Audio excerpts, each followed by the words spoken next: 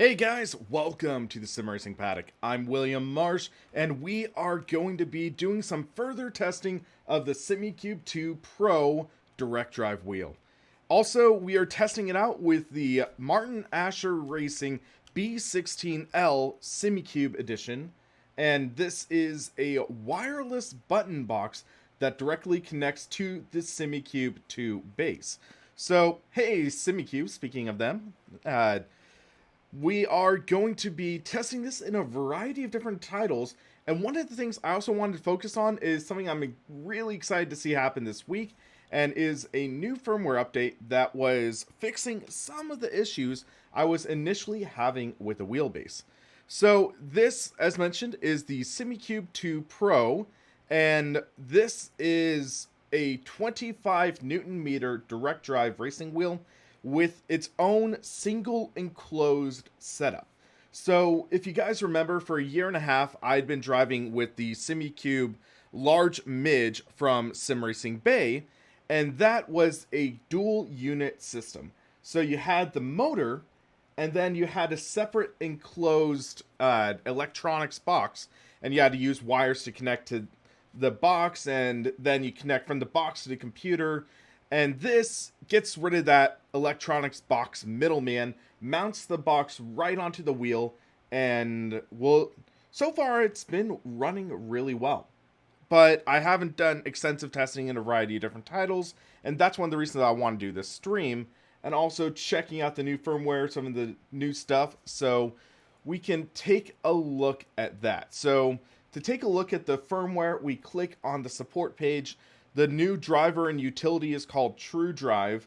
It's slightly different than the Simucube utility that came with Simucube 1. So you click on this, it takes you to the Granite Devices wiki page, and this is going to show off the different updates. And Simucube, they've been pretty darn good with their updates. They're generally doing about one a month, so May, June, July. They told me they wanted to get this one out in August, but Sim Racing Expo got in the way. So this is August/September, I would say. And also, I want to talk about a race I had a couple weeks ago. And it will tie in, don't worry, guys. So, when I had an issue getting into my race in Assetto Corsa, it was, I believe, week 2 or week 3 of my BMW M4 championship. And you guys saw that everything was glitching out. I couldn't get in, server was glitching, all sorts of stuff. I was freaking out, trying to figure out what it was. I reinstalled Assetto Corsa, I restarted my computer, I did Windows Update, I did NVIDIA driver update, but I didn't realize it was an issue with Simucube's drivers. So, going into this, you see the known issues. This bottom one right here, Simucube 2 device requires a separate restart after a reboot in this and every earlier version. Symptom is a hangup of a game or the True Drive software upon their startup. So what had happened was a bit of a perfect storm. I'd done the Windows update, restarted my computer, and I forgot to power cycle the Simucube. So on the back of the wheel, there's a power switch. You can flick it down to turn it off, and then flick it back to turn it on. That power cycles the wheel, gets it back started, and you'll hear a beep in a second.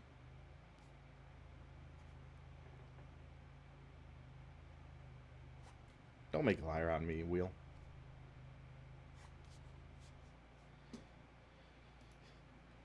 Should get the beep in a second.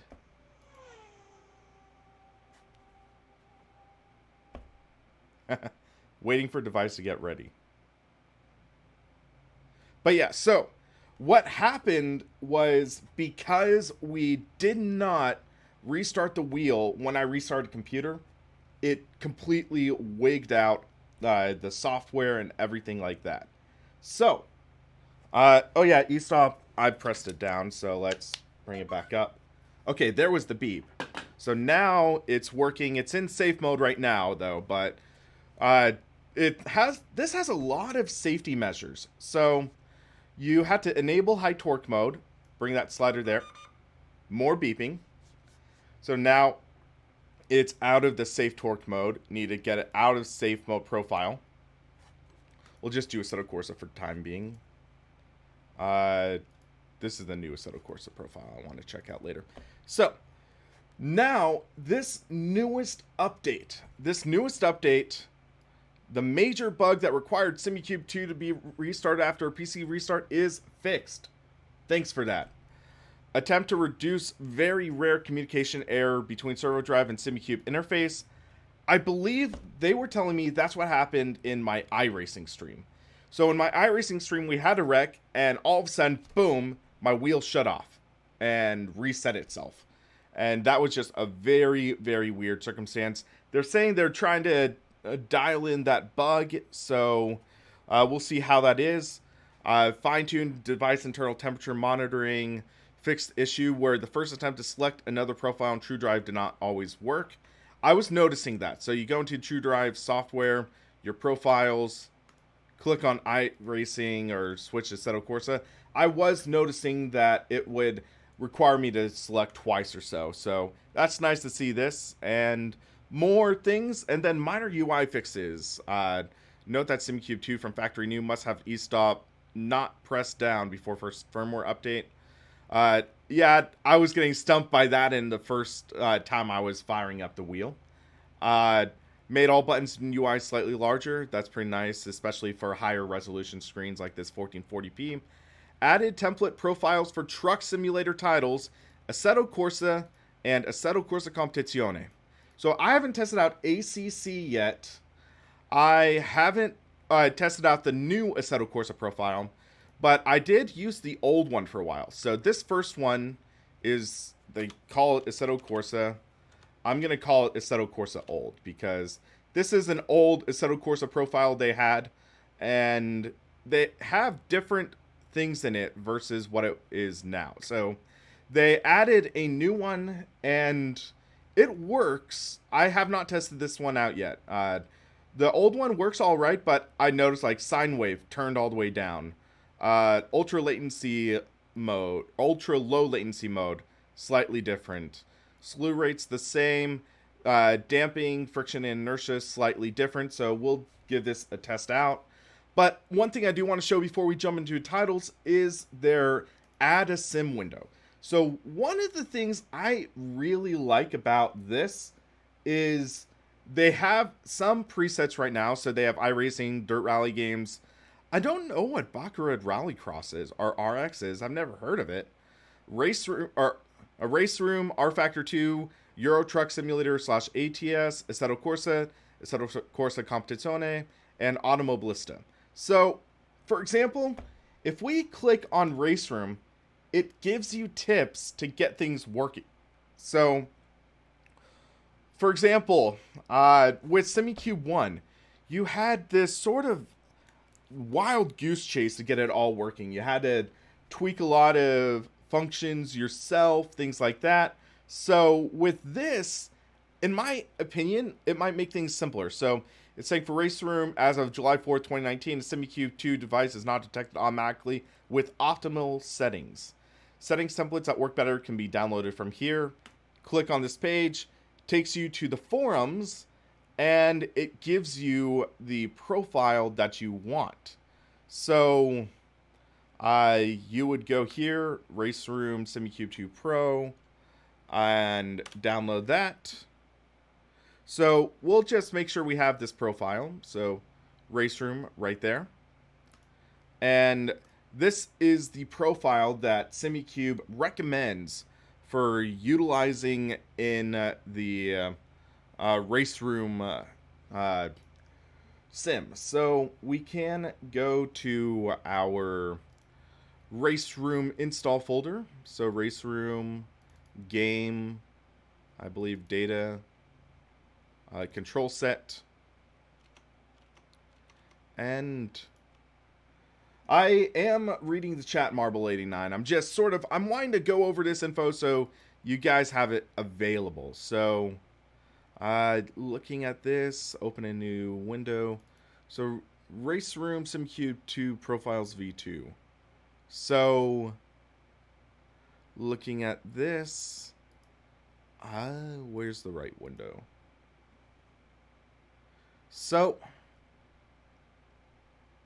yeah, so in here, you don't see Simucube 2, unfortunately. So, let me check something. So, if we open this with Notepad, I guess. I'm wondering. Because this looks very different, I think.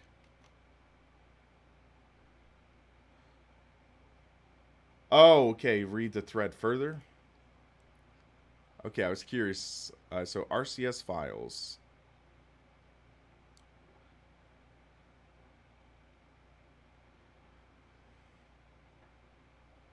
Okay, so I guess it's saying that the profile you download is for the Simucube side, and the RCS file is for Race Room. Oh, okay.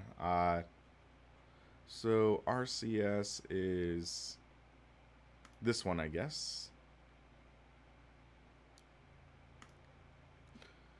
Yeah, some of this stuff gets a little mixed up. But, alright, so this is for and Fanatic Club Sport, so we would need to modify that. So, yeah, like, so while it is still slightly confusing in some ways because this is still newer wheel and stuff, it's pretty accessible for stuff. But, for example, you go into iRacing, it says all you really need to do is change the app INI to change linear strength to 1, or linear in Newton meters to 1 to indicate units in Newton meters. So, yeah, it's pretty straightforward. Assetto Corsa, basically, it gives you an idea on how to work things best, things like that. But yeah, I'm interested in seeing how it works with Race Room. I don't think I'm going to jump into it right now with Race Room, maybe later in the stream depending on time. But I do want to test out Assetto Corsa, and we can see about how that is. So, one of the things I do want to test out also is something that VRC just sent me to test out. So, they have their new ARC cars, which is like the American Road Championship. So, think like Trans Am. Trans Am cars, and you can race these. They have, I think, 600 horsepower, up to 310 kilometers an hour. So, that's like 185 miles an hour. So, should be a very fun car to test out. One of the things they said is they wanted me to mention that they were able to do this with financial sponsorship from Next Level Racing. So, yeah, Next Level Racing helped them get the Chevrolet 28, so basically the not Chevy Corvette, and also the Ariel 8, which is the Audi R8 LMS 1 car, or LMP 1 back in the day, or LMP 900, I think. But yeah, so we're going to try this out. I want to test this at Laguna Seca because these cars tend to be great at American tracks. So we can go to Laguna Seca. I should have all the controls mapped out. I want to make sure I have the using belt shifter mapped properly. So, yep, the backup shifter stuff is there, so should be good to go. We can jump into a practice session now and take this wheel for a spin. So right now, this is a largely default profile. This is sticking pretty true to what Simucube has provided for this wheel. So we'll give it a test, try to share my thoughts, especially... Created by Mr. Mike for the VRC Chevrolet 28. Okay. Shameless plug for the sound right when you jump in. That's pretty interesting. Ascher Racing box is connected, I believe. Yes, it is. So yeah, it connects wirelessly. There's the option to pair it automatically when you jump in. So I'm going to make some slight adjustments to seating position, though. I feel like I'm seating a little low, so we can move the seat up a bit. That's a lot better. So let's get a listen to these sounds first.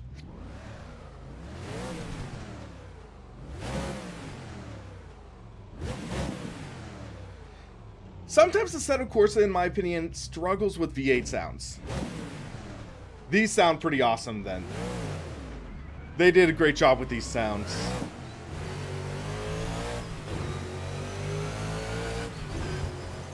Woohoo!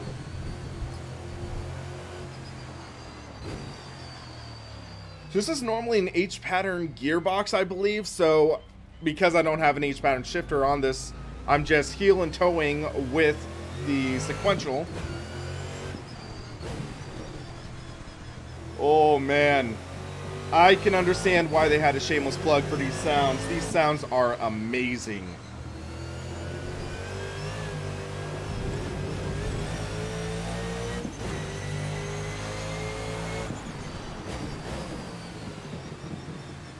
You can hear the backfires.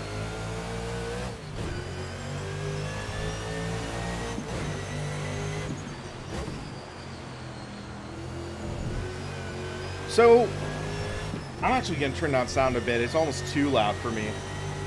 But, okay, so, first impressions on this car with this wheel, with the new force feedback settings. It's pretty shocking, I think. Because, consider, I've been using my Simucube 1 for about a year or so. A year and a half, I think, almost. I think I got, like, January 2018. And this, I'd say it takes the good slash great elements of the Simucube 1 and elements like that and just cranks it up to 11 or 12. Because this wheel, it's just so snappy in a good way. So it makes it so easy to catch slides. It's remarkable. And just seeing and feeling how this is, I get a good idea on what the car is largely doing. Even when I make a freaking stupid mistake like that and go off track, I largely have no one to blame but myself. I started feeling the car go loose and I didn't really react to it well, so by the time I reacted it was too late. But that wasn't the wheel, that was me. So this is a pretty remarkable car. And paired with this wheel, it just feels great. I mean, this is very communicative, even by Assetto Corsa standards. So one of the things I find funny when I was watching Barry Rowland's review on the Fanatic Podium Series DD2, one of his complaints was that he didn't get much in the way of road feel in Assetto Corsa.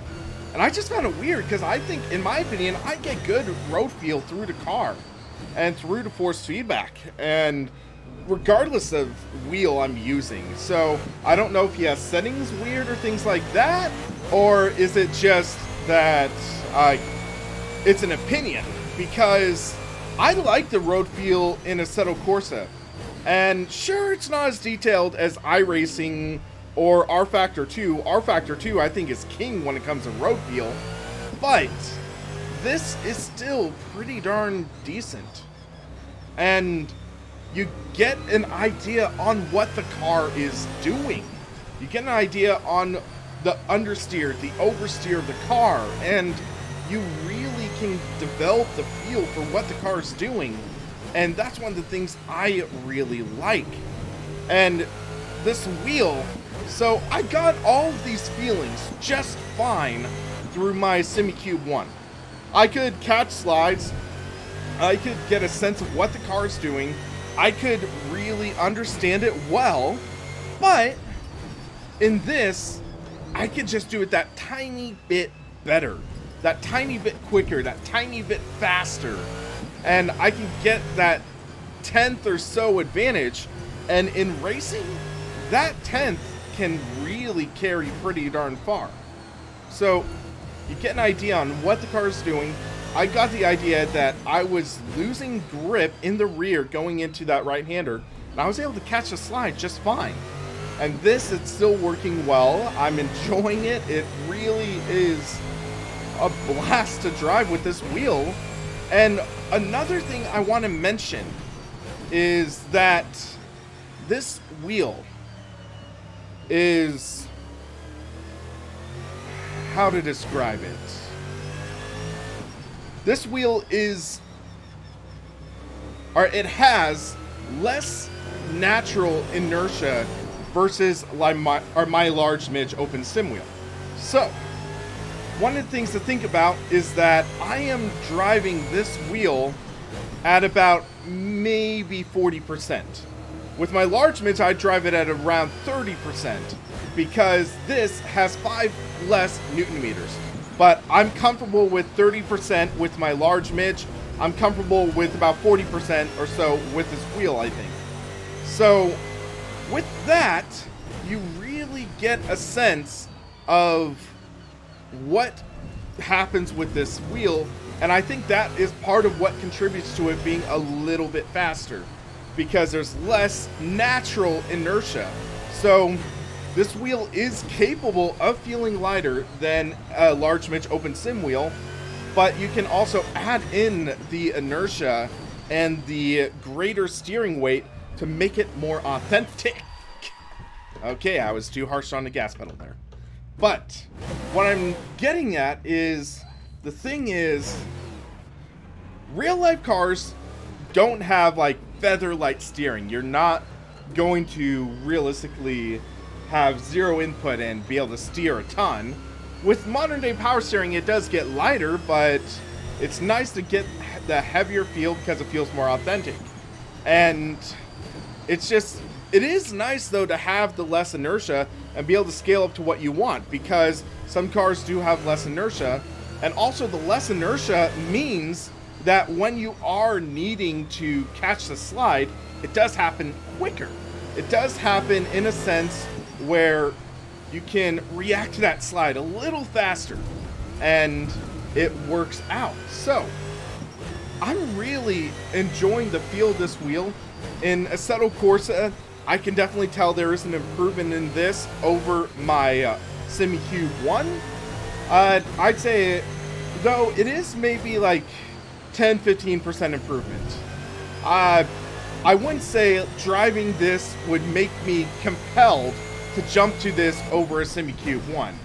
Because the thing is, Simucube 1 is still an incredible wheel.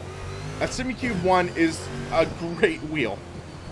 And the Simucube 2 is more streamlined and has a little more performance, so I'd say there isn't a, you must sell your Simucube 1 and get a Simucube 2, but if you're looking to jump into a direct drive, a Simucube 2 could be a great option.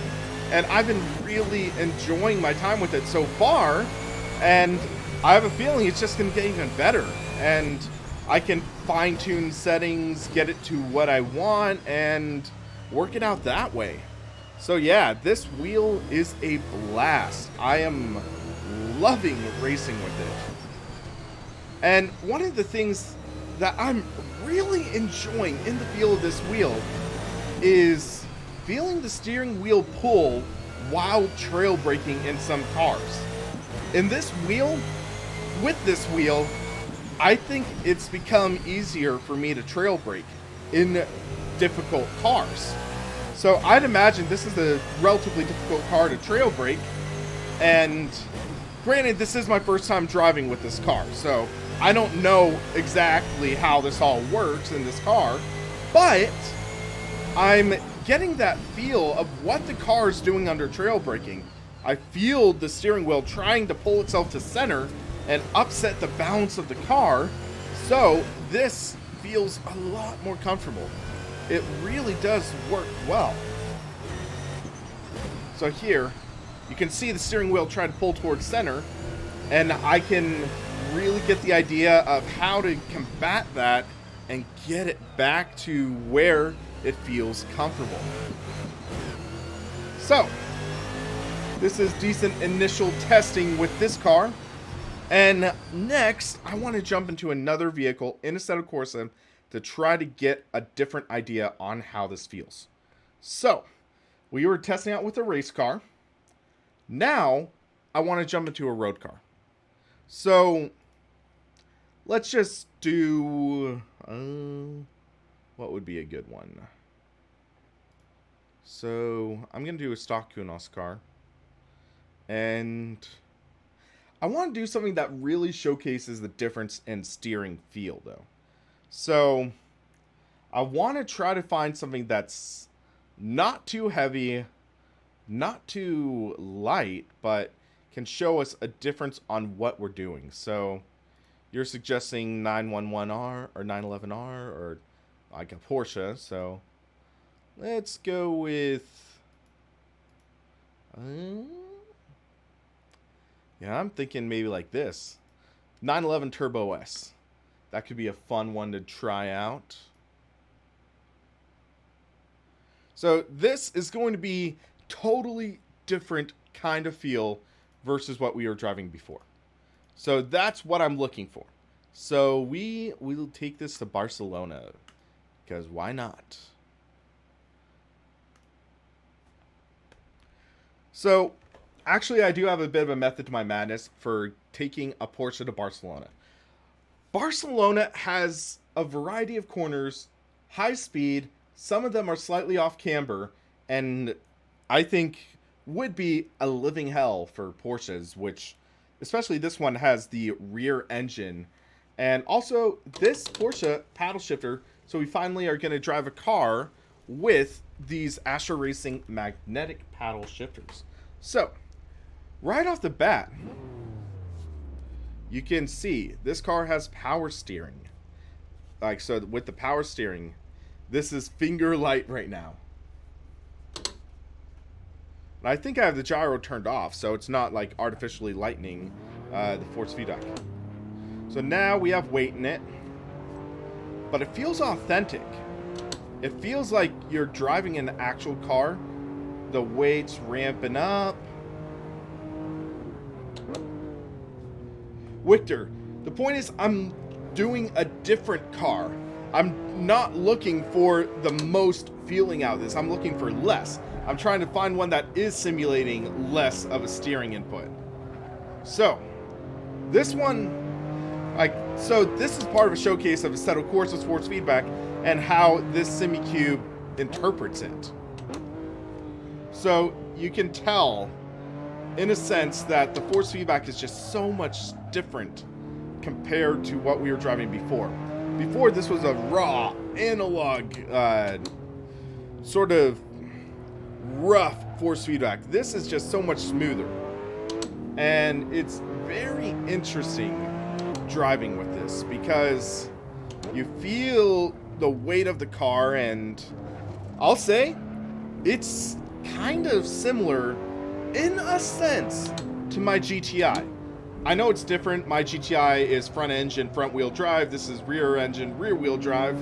But sort of the ways that this feels, the way that the steering ramps up and then lightens off. And you still get the detail. Over to rumble strips, you're feeling almost every rumble. And going through this corner, you get the idea of where the tires are losing grip and where they're coming back, and it feels progressive, feels dynamic, and it works, which is basically the largest thing you can ask out of this right now.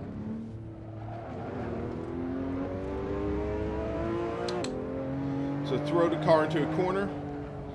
But I will say, driving this car, you get a lot less detail. And that's because of the car, not because of the wheel. So I just lost almost all feel through that fast right-hander when the understeer kicks in.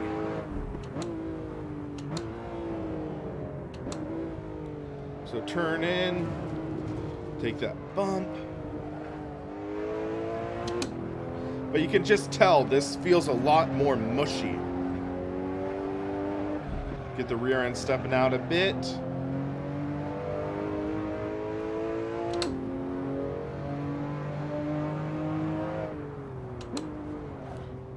Throw the car in. That traction control just shoved in. So let's turn off traction control. And it looks like you don't have ABS controls. So here. Okay, that's a little better. But you can just get that sense that even with the less defined force feedback of the road car, you can throw the car and put it almost where you want it.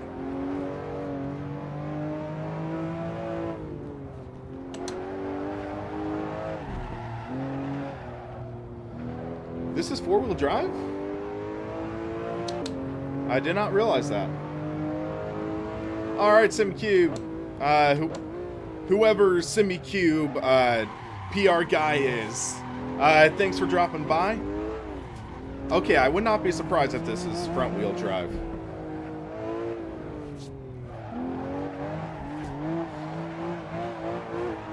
But yeah, get the slide going.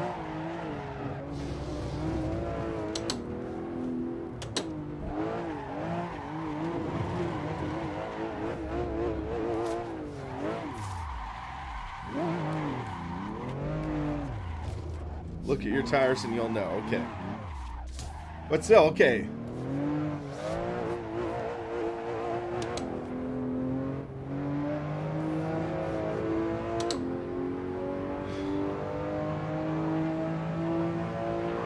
But yeah, this, you get the idea of how the car's feeling and just throwing it around. So, my bad for not realizing this was not just rear.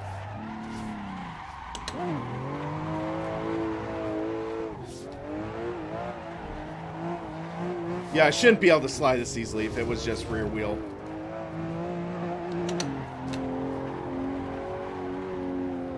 Well, I mean, this wheel works so great with slides.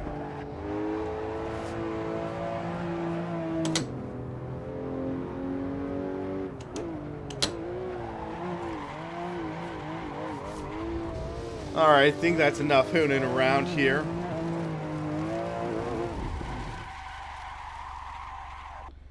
But still, this is just so much fun to drive with. And even though I suck at sliding and drifting around, still you can have fun with this. So, that was Assetto Corsa testing this out. Let's jump into another title. So, first off, I want to save this preset. Because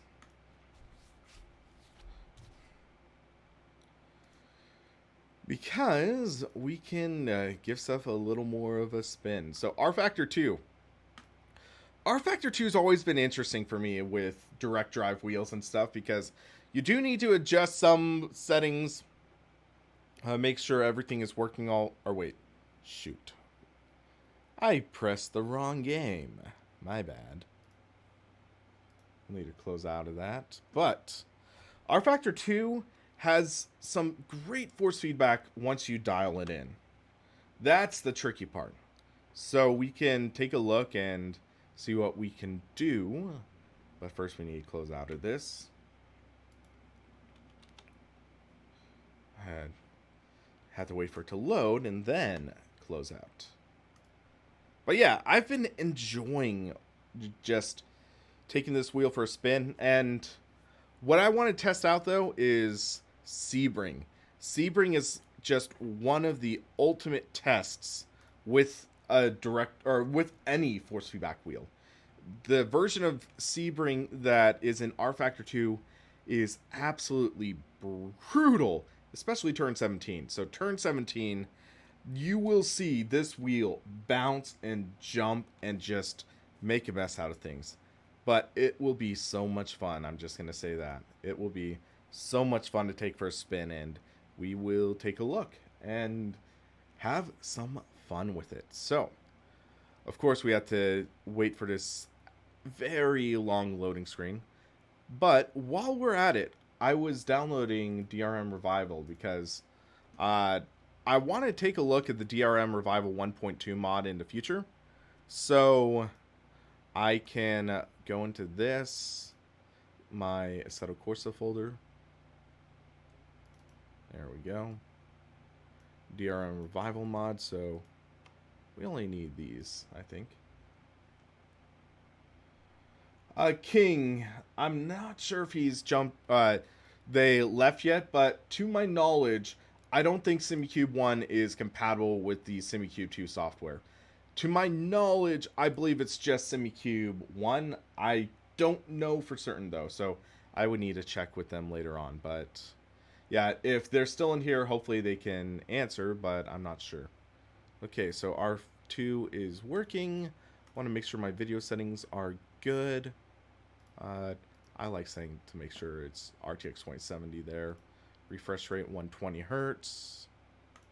Replace those files. That's all right. Then we can jump into RF2. And I haven't done much driving in RF2 since they did their new update for increasing load times and some back-end stability updates. So hopefully it's working all right and we can just see what all's going on.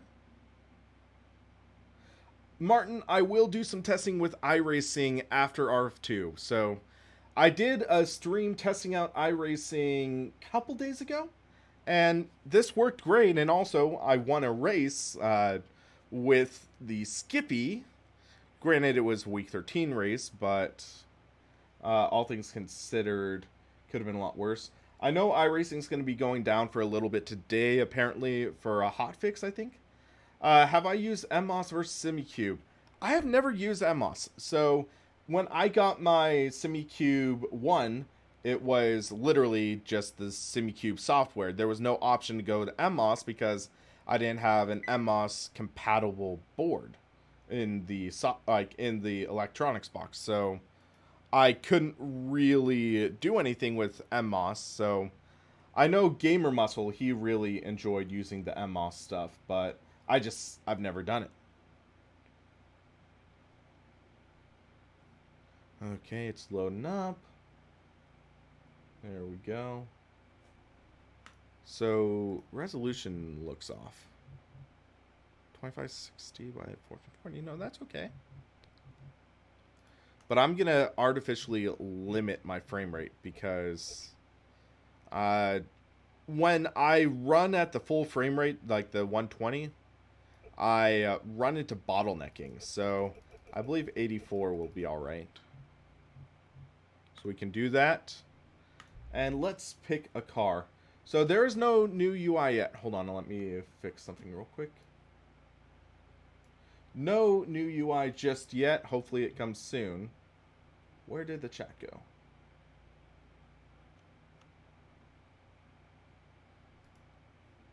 Okay, there we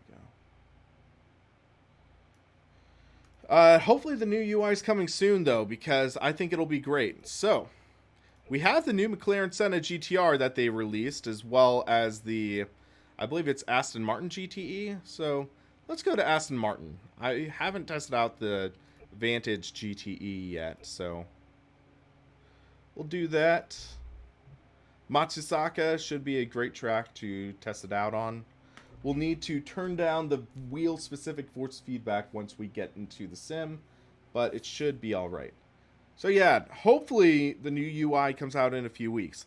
I wonder if they're going to release it alongside Nordschleife. That would be cool to at least have part of new UI, but we'll see. I've been trying to talk with Studio 397. Once they release their new competition model, I want to do something like a league race, or an RF2 league, maybe with one of the Tattooist cars, the open wheels. So, US Formula 2000 is a really fun car in rFactor 2, so I think that could be fun to do a championship with. But yeah, so still, load times take a while. So this is new car. I don't know if this track had to refresh the data since the new update, but it still takes a very long time to load. We got freaking spoiled by ACC's load times. ACC's load times, they're like, Assetto Corsa is like maybe 10, 15 seconds.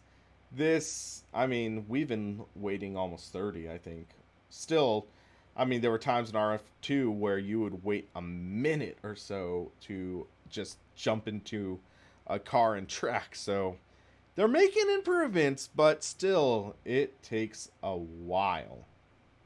And yeah, parts of RF2 do still look kind of ugly. I'm hoping that as time goes on, they update the visuals, but it's going to be interesting to think about. Can I try NASCAR Heat with it? I have NASCAR Heat 3, or whatever the newest one is, but... Or not newest, one that's upcoming, I guess. So, controls, we need to change our... So I think like 40 should be alright. Data logging disabled. Okay, so... Okay, so yeah, I've never used this with... I've never used this with the new wheel, the Ascher Racing button box, so we need to make some adjustments. Speed limiter, brake bias, rear brake bias. Let's do traction control. So traction control is all the way here. I believe GTE cars don't have ABS, so we don't need to worry about that. Ignition and starter, we'll just do here. And that should be alright, I think. Disabled.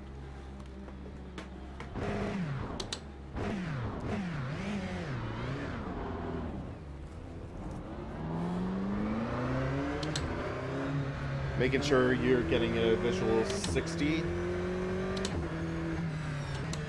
Why is it showing 1080 for you?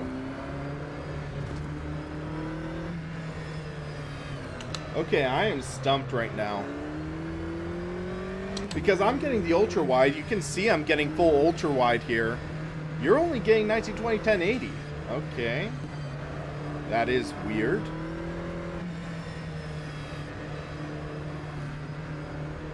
So it's like my image is stretched, even though we should be getting the 2560 by 1440.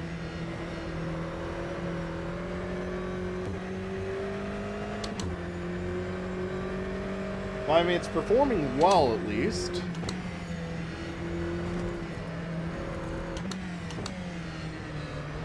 And the force feedback through this wheel feels great. It really does. It's very raw, very visceral, which is great to feel. And then we'll test out Sebring after this with a little more of a raw car.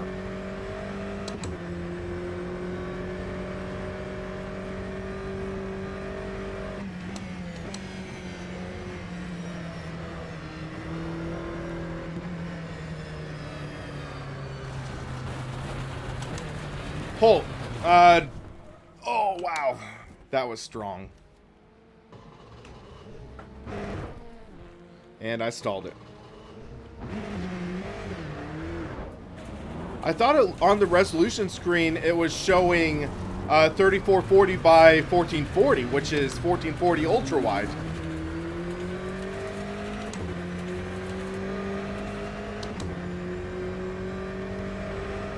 Do a Vettel rejoin? Yeek. Penalty! Unsafe re-entry of track.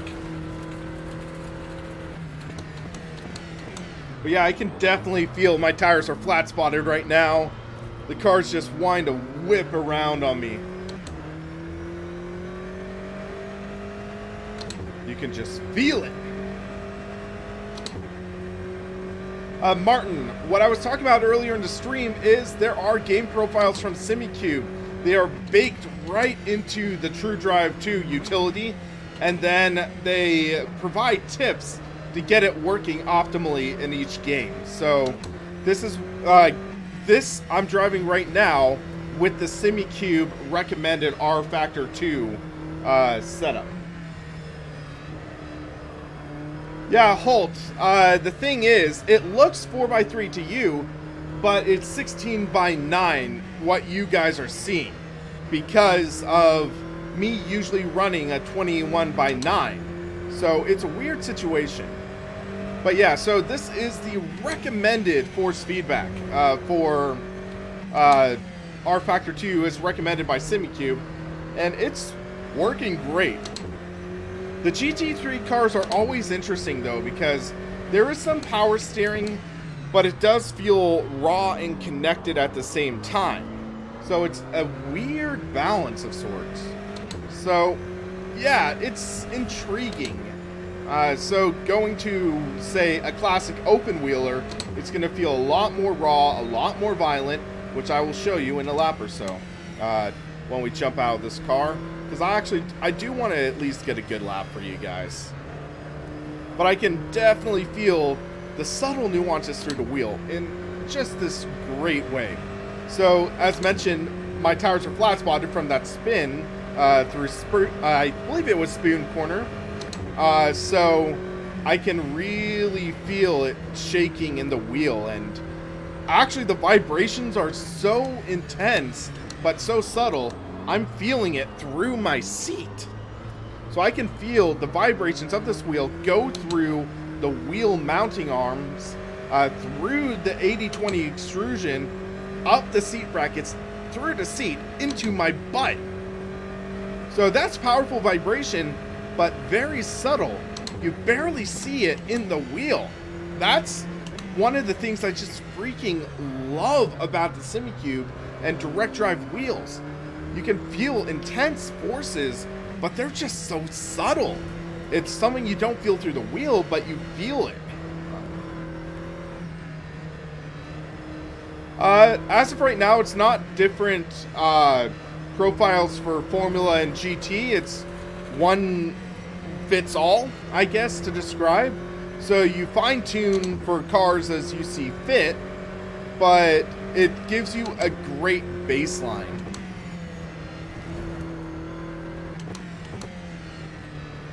And then it's easy to copy the profile, make tweaks and adjustments so you can adjust and whatever.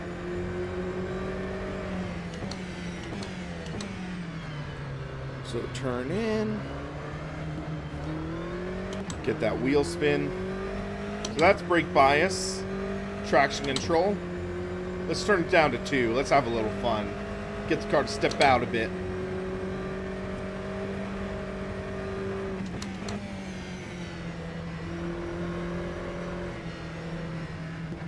Get on the brakes. You can see there's a lot of understeer though in this car by default. This Aston Martin is closing in.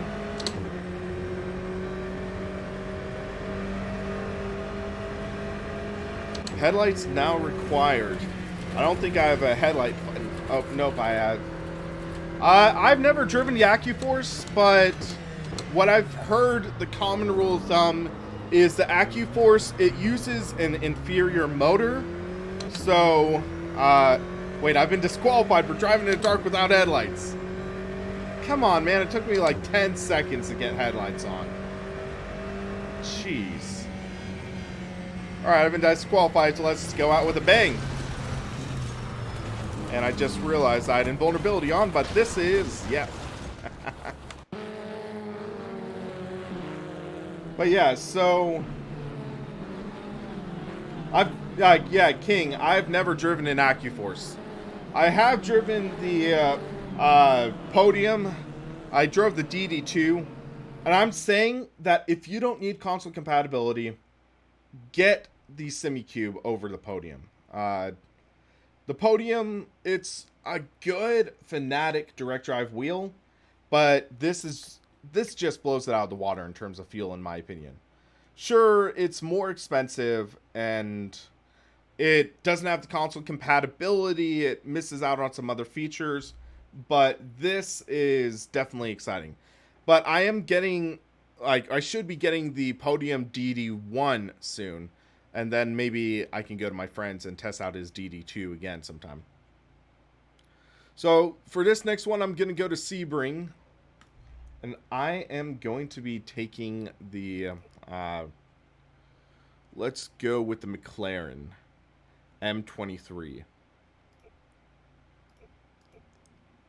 Always a car I love to drive in any sim that has it. Simucube 2 Sport, solid option. I would think so, but for the price difference, I'd recommend the Pro. That's the thing. The Sport, it works fine, but I just think the Pro has a couple more features that make it quite a bit more appealing, and I think would be the better option out of the two. So, as mentioned before in the stream, Sebring is a brutal wheel, or brutal track in terms of force feedback, especially on rFactor 2. So, this is definitely going to be a challenge. Turn 17 in Sebring on RF2 is the bumpiest experience that I've had. It's like, man.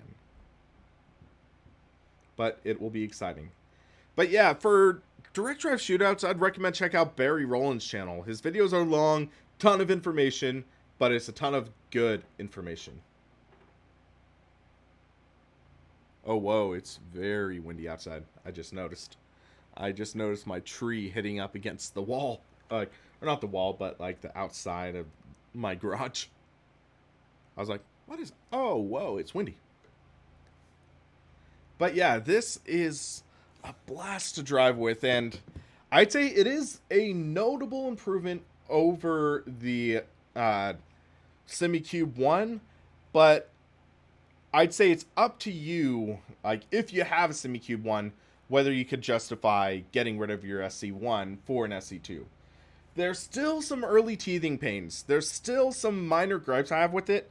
For example, if you don't touch your wheel in 4 minutes and you don't have the emergency stop, this will send out a loud beep that I find kind of annoying. There is still, it sounds like some minor issues, things like that. But all in all, I'm loving this wheel. Disabled. Actually, I want to check something. So, yeah, clutch. I thought I saw brake a little depressed, but no, we're good.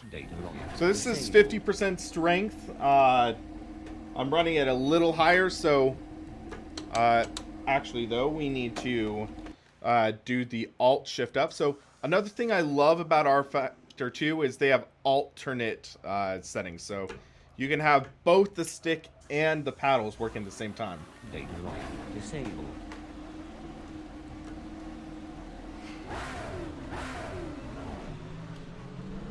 Oh. Rip. Well, there went my wing. Data logging disabled. Okay, let's try that again.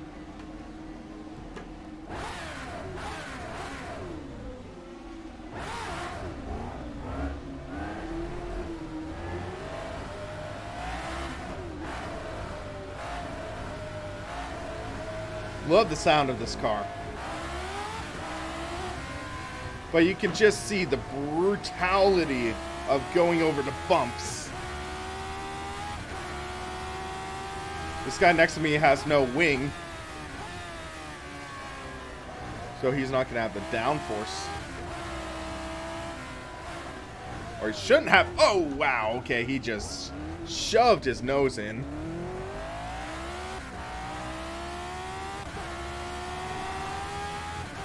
AI can be weird at times, emphasizing the A in artificial intelligence.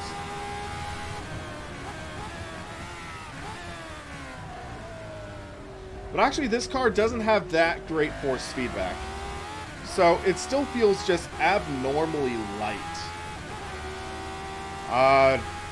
Especially for like an older Formula 1 car. So this might not be the best car to test it out, but we'll see how it is when we get to the like back straight and everything.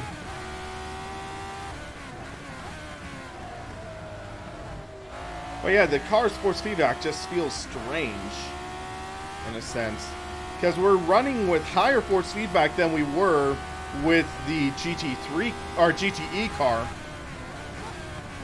and it just is like, okay, I can legit steer with a finger versus what we had before.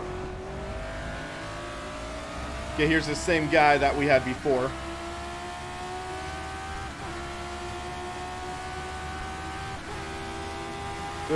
Okay, we're in 6th gear right now.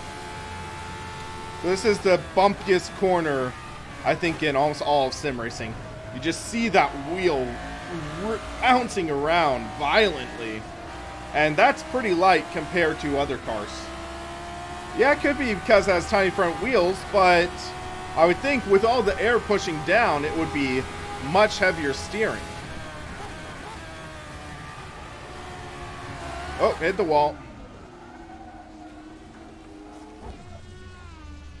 Yeah, I'm going to try the same track with a different car, and I want to see if I can fix this aspect ratio issue. Because I want to get you guys with the full width. So, oh, it was 2560 by 1440. That was my issue. So, apply changes.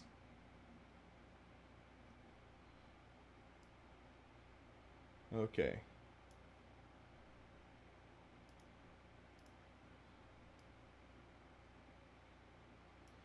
There we go. That should be all right. It's just loading up again.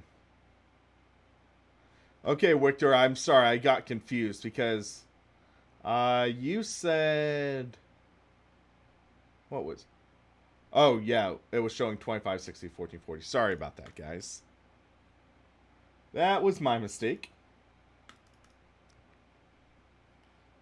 Hold on. No! Yeah. And now it's taking forever to load. Of course. I gotta love tech issues with sim racing and whatever. Tech issues and sim racing. Name a more or a better duo. So let's quit out of RF2 right there. And video settings. Let's make sure we're correct. 3414, yes. Jump in. Whew. Do not expect to gain. Am I brave enough to do 100% force feedback? I think I do that in iRacing because iRacing's force feedback is a little more brutal. But we'll see. It gets interesting though, because I was doing some testing in earlier days. Assetto Corsa 100% in. Oh my gosh. You get wiped out after like 2 laps.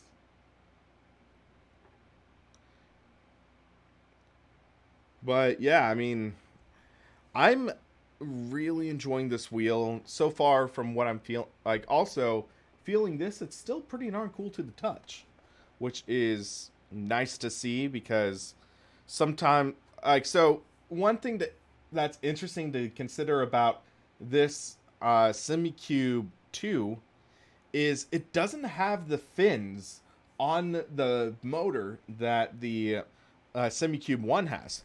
So this, in theory, does less of a job, or a not as good job of heat dissipation. So heat dissipation, in theory, is not as good in this versus what you get in other stuff. So, I was saying, same track, different car. What would be fun to test?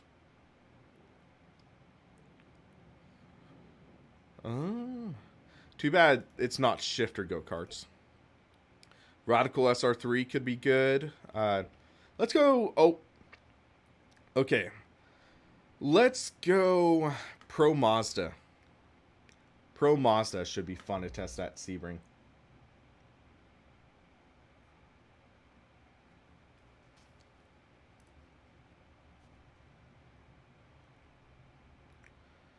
Okay. I know this is a bit of a big wheel for really testing out the open wheel cars, but hey, I mean, I'm making do with what I have right now. I don't have another quick release for other stuff, so this works well. Whole package lighter than a large midge? Yes, actually. I'd say it's maybe like 5 pounds lighter or something around that ballpark. So it is actually lighter. The large midge is freaking heavy. I want to say it's like 25 pounds. And also, in theory, this is easier to mount because with the large midge, the holes aren't threaded. The holes on the front of this wheel, like so the front mount holes, are actually pretty threaded. So, yeah, it's nice. And yeah, I found it interesting when Fanatec was saying they were putting a fan in, because this Simucube doesn't have a fan, and I've never felt it get like more than warm to the touch. So that's a nice element of this, and it works well. So we are looking at this. But yeah, the large mids is a very dense motor. I want to say it's like 13 kilograms or something like that. I forget off the top of my head. Alright, loading, loading, loading. RF2 takes forever to load.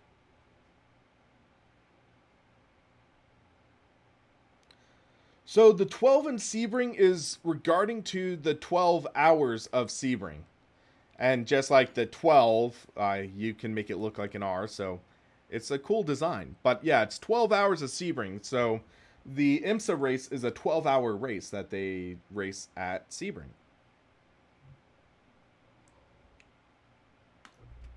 Data logging disabled. Archie, that is a tough question in a sense, because I'm okay with the T3PA pedals. I'm okay with them. But the CSL, they do have that element that work well, but the CSL pedals, you need the, first off, you need the adapter to use the 2-pedal set. So you would need an adapter. You would also need, you would miss out on the clutch, which some people might like, some people might not, but I'd say also with the Fanatec, you get the option to add a 3rd pedal later, so that's nice. But I'd say for Fanatec, it is higher build quality. So are you looking for higher build quality? Are you looking for a complete package right now? But yeah, the question is, what wheel do you currently have?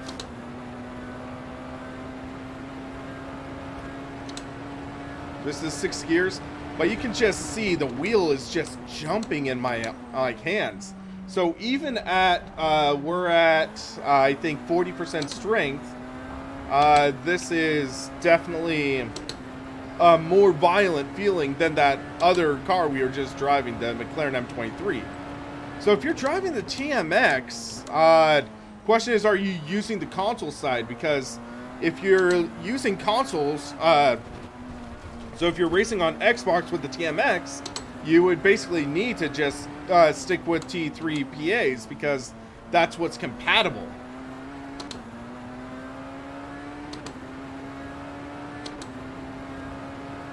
So yeah, turn 7 or turn 17 on this is going to be absolutely brutal. Or I think it's 17. But yeah, you can just see the way this car is performing. Get that slide out there, but you can catch it. Feels great.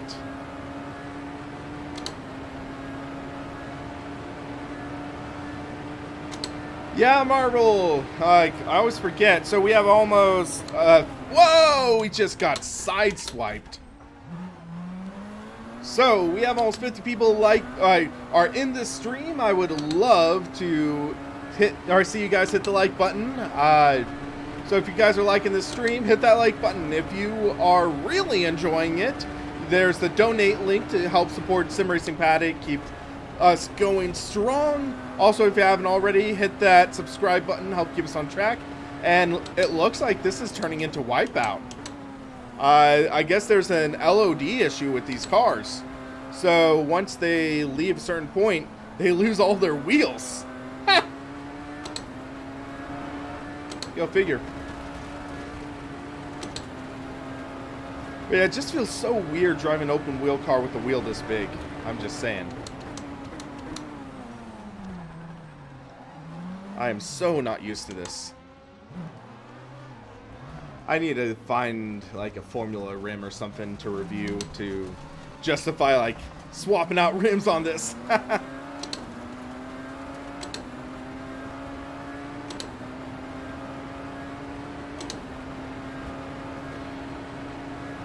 maybe convert my Fanatic Formula rim. How does this compare to Fanatic DD2? So, Fanatic DD2 is one of the wheels I did test, and the DD2 works well, but I just think the level of detail that this wheel has, this wheel is just a hair quicker, a hair stronger, it's more efficient, basically the only negative I see of this versus the Podium is that it's not part of the Fanatic ecosystem, and it is not console compatible. If you guys are willing to live without those two things, this is a clearly better wheel. Fanatic DD2 is still great. I mean, if you were blindfolded or doing VR, I'd say you'd be hard pressed to find the difference. That's something that, that's a compliment to Fanatic. You'd be hard pressed to find a difference in VR or blindfolded. So it really is something that the Fanatic DD2 is. Whoa!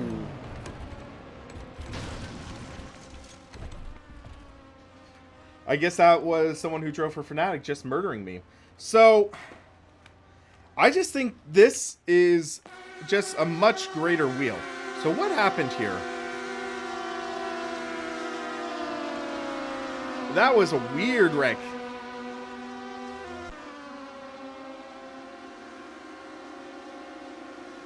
Oh my gosh.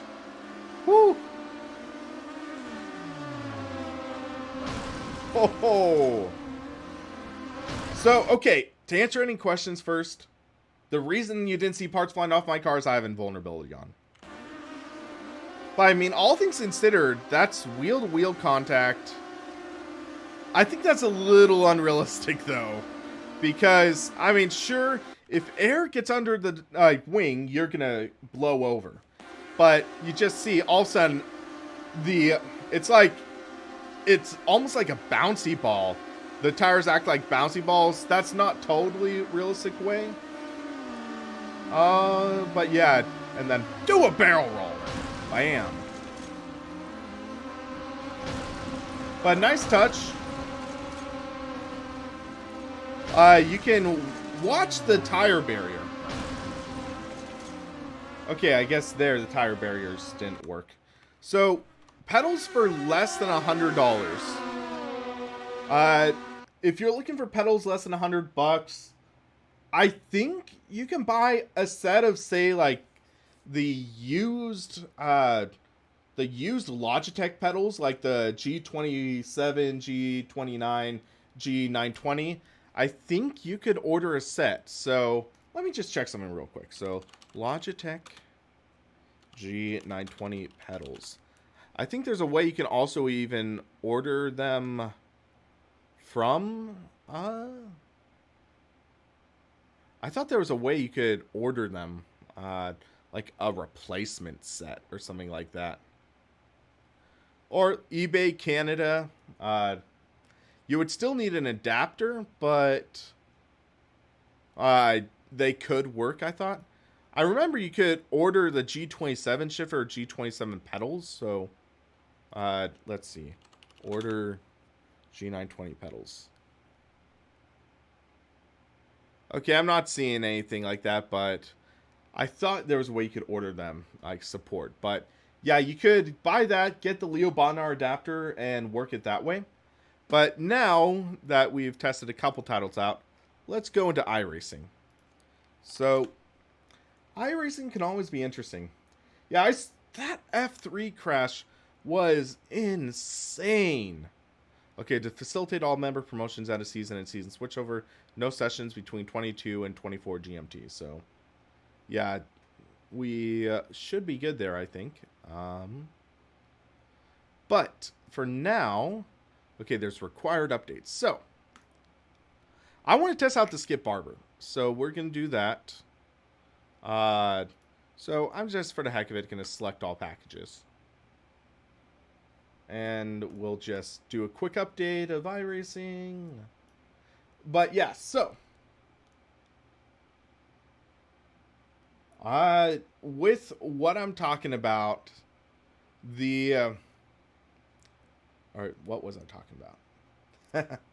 Okay, so first, you were talking about that F3 crash. That F3 crash was nuts, and that just shows what can happen when you, at speed, get air under a wing, and you just take off. But yeah, pedals, I bet you could find some used sets.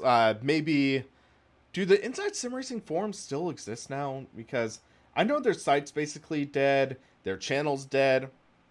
So maybe Inside Sim Racing forums, if they exist, iRacing forums.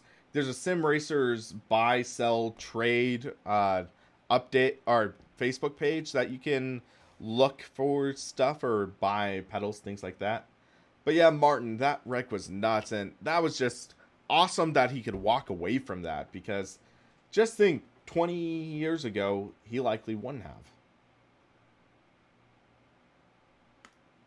All right. So we're going to take the Skip Barber around my home track.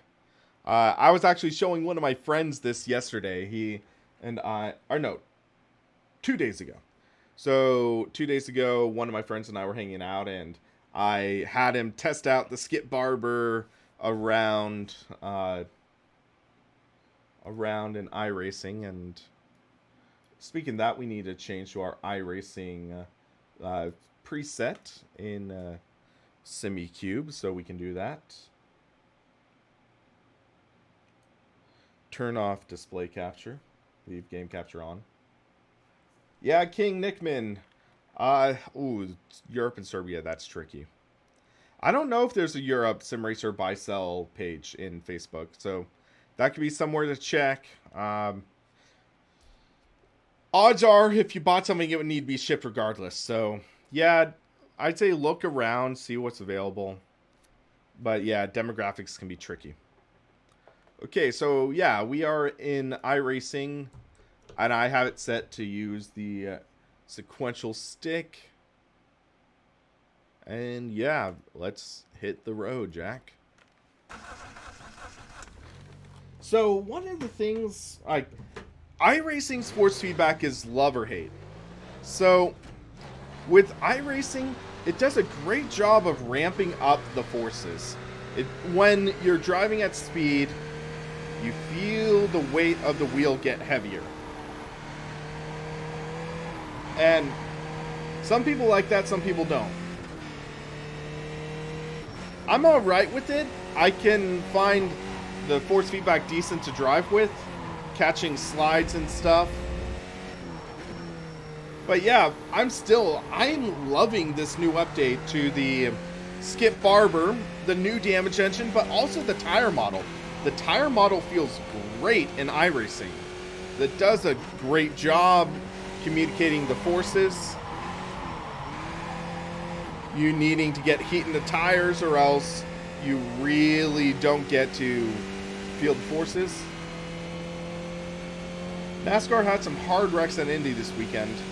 I unfortunately missed the Indy event. I was hanging out with friends, and yeah, I just find it crazy how this is like the first season ever that Jimmy's missed the playoffs, or chase, whatever you want to call it.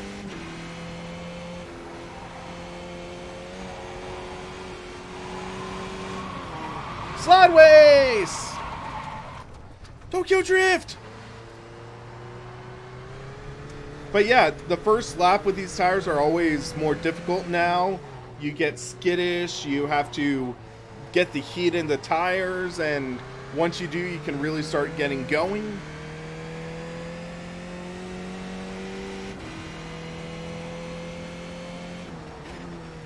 I'm still frustrated. They don't have good simulation of tire flat spotting through the force feedback, though. It's weird to think about that. Assetto Corsa, rFactor 2, Project Cars 2, they have decent flat spot simulation, but iRacing, you don't get it through the force feedback.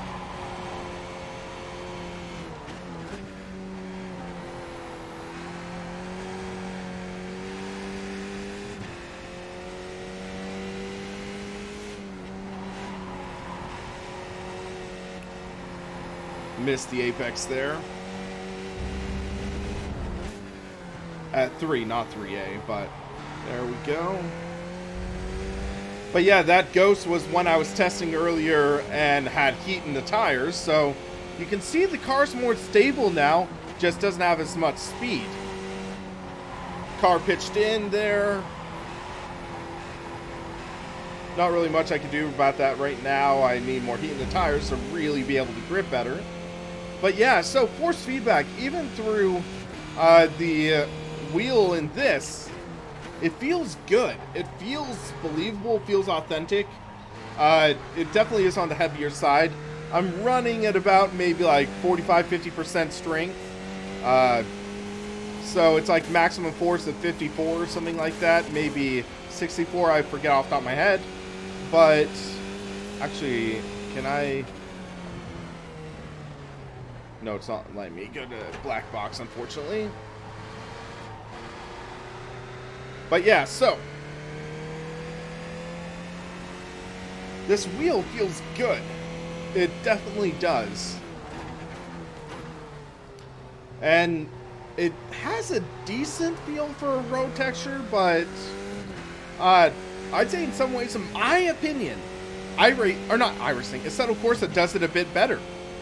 I think in some instances with track texture and stuff, Assetto Corsa handles it a little better. So it's weird having the opposite opinion as Barry Rowland, but it's just an opinion. You guys are entitled to your own. But yeah, the default profile that Simucube provided feels great. You get an idea on what the car is doing and how you can throw the car in, fight it out of the corner, and try to maximize your speed, which is a bit of a challenge, I'll say that.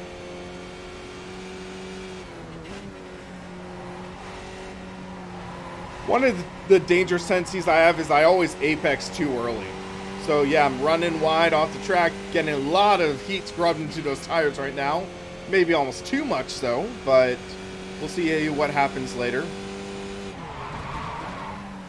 But yeah, I had a lockup right there and no net real ill effects on the tires.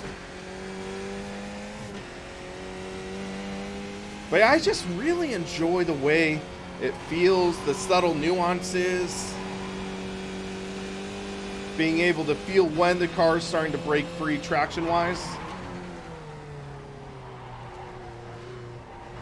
And after iRacing, we're going to start really testing this wheel with some stuff that I'd say Simucube 1 struggled with at times.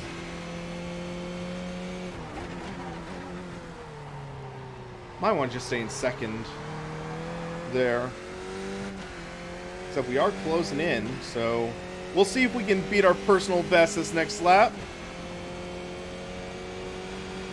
So it's a 148.166. We're close.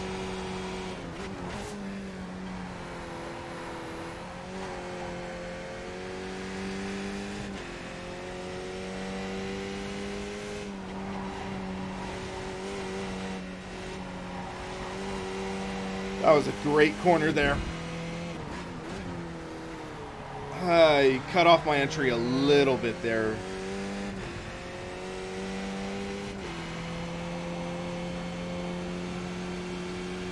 Let's do our windshield, our visor tear off here. So later entry, let's try getting the car woed down, make the apex. Actually, we just missed it a little, like maybe like a car width wide.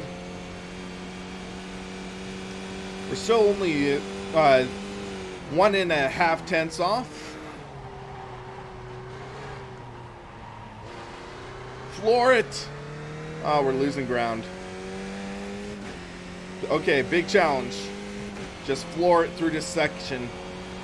Car's gonna get loose, but we can fight it. You can see the car sliding leading up to turn 9. Throw in.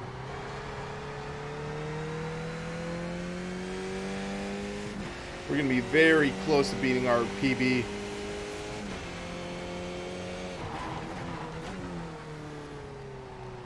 Turn in.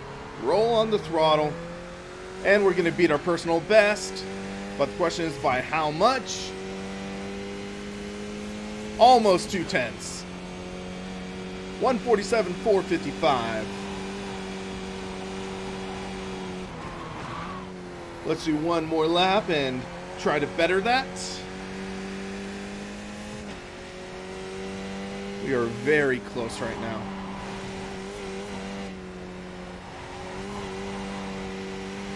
Major slide. So you're starting to feel the car get a lot more comfortable. You're starting to notice the car settle in, and it's really getting reflected through force feedback. The force feedback is starting to get a little more stable. You're starting to get a better feel through the heat in the tires, and it's working.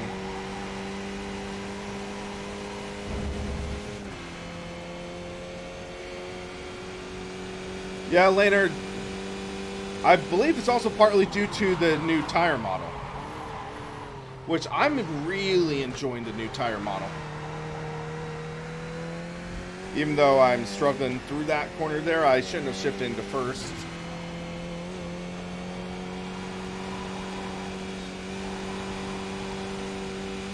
But you just see that slide through turn 8.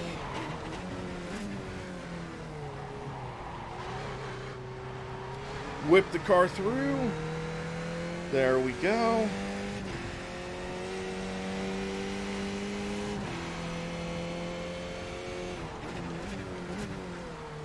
Break down to first gear, trail brake, roll on the throttle. That's a good way to take the corner.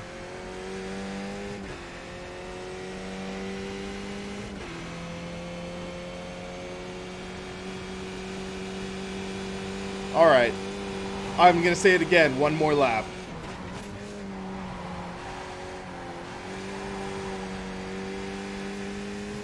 Getting back to that catchphrase. One more lap. I want to see how fast we can really go.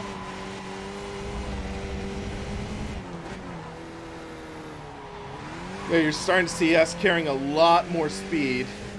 Need to work a little better on exit, though, I think. We lost a lot of time right there. Where you're seeing as the heat gets into the tires, it's really working well. And we're too wide.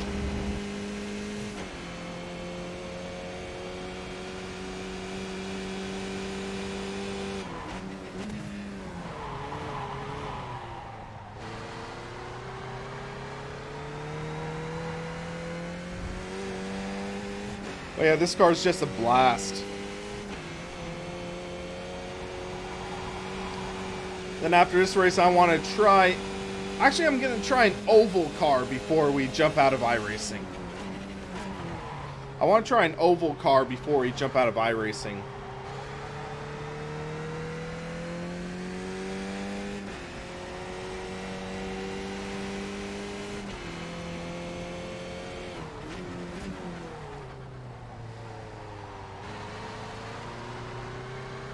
So yeah, second gear is just no bueno for this. Okay, let's go out with a bang.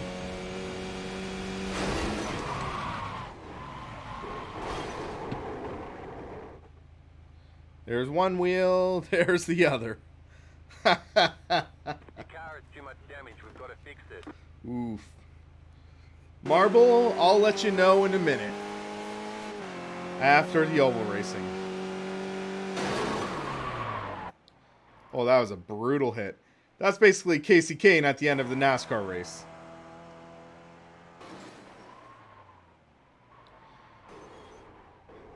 The one thing is, as the damage model progresses, I would love to see more parts fly off. So, you just see, it's always the same. We take a look at the car. So let's do chase cam. It's always the same parts. The tip of the nose will either get dislodged or fall off. The wheels come off. Sometimes the suspension comes off. And the mirror comes off. Side pods always stay. You don't see things break into pieces. Sometimes the rear wing comes off, but yeah, I mean, sure, it's a lot of debris right there. So here, and then you see like the oil and stuff there. So Yeah, it's just interesting just thinking about. So we'll see what happens as time goes on. I'm very intrigued to see what happens with oval racing, because oval racing will be very interesting, I think. So, speaking of oval racing, let's go and see. So it is 2:26 right now. 13th week. Michigan with K&N. I don't know. We have a couple of minutes to think. Pickup Cup, Daytona. Why not? Let's have some fun.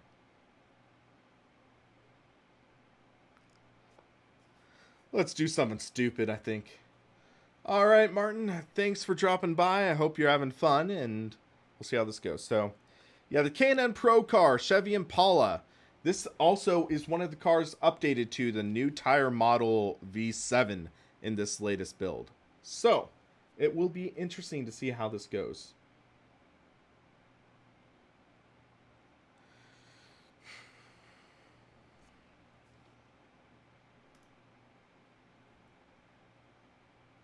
Slightly frustrating that my Oculus window always pops up when I launch iRacing, regardless of if I have my Rift plugged in or not.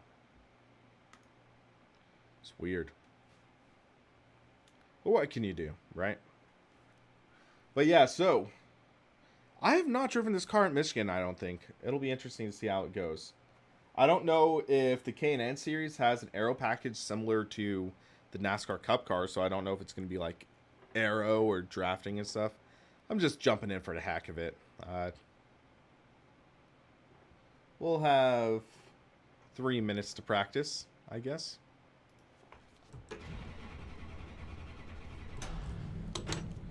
And I have paddle shifters on. Let's not do that. So we are going to do shift up, shift down. No H pattern shifter, unfortunately. Graphics. And let's... Why not?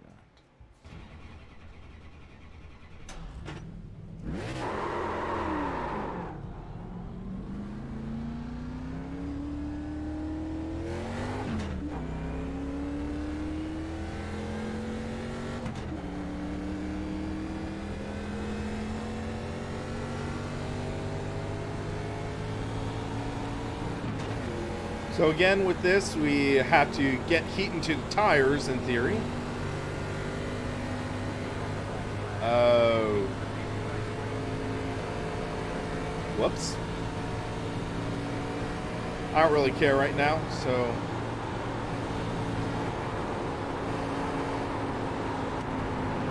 Yeah, I definitely need to lift. Woo! That's a scrape.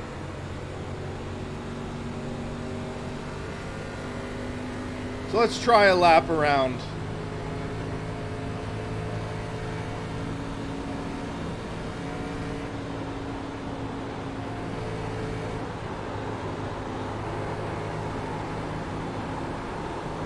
Oh, it's loose. There we go.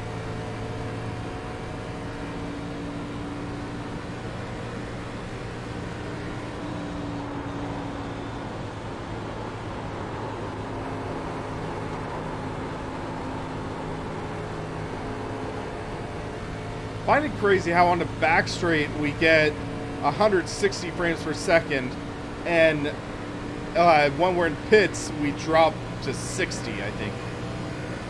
It's going to be interesting.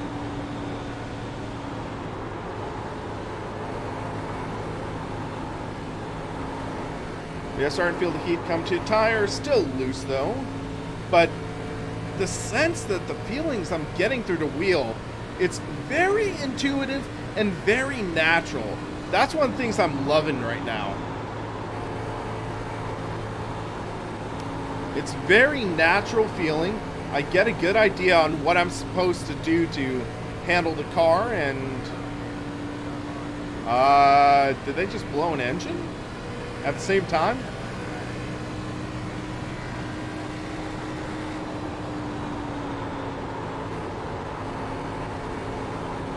Okay, race is ready. So let's hop out.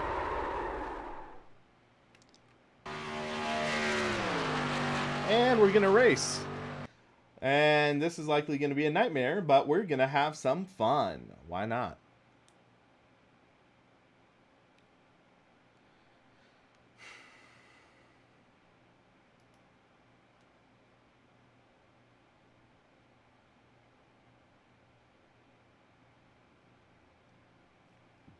Excuse me.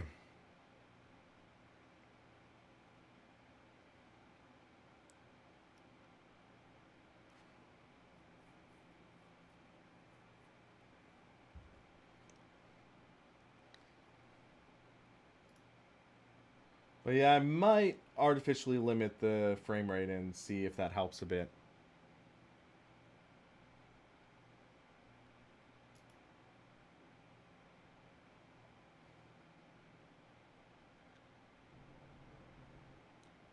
Alright, so first off, I'm gonna uncheck the higher detail. Oh, also, let's check that. Because if we weren't getting our full load...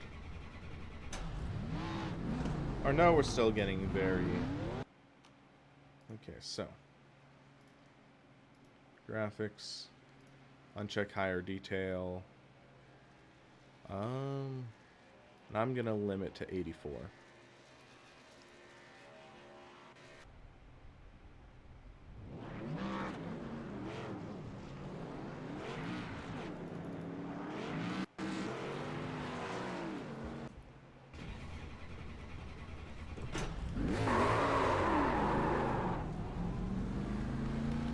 Some guy is doing donuts right there.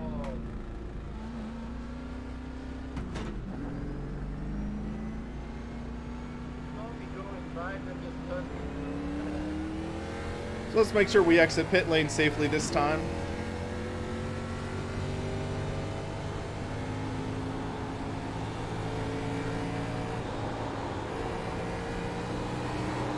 Whoa, that's loose. There we go.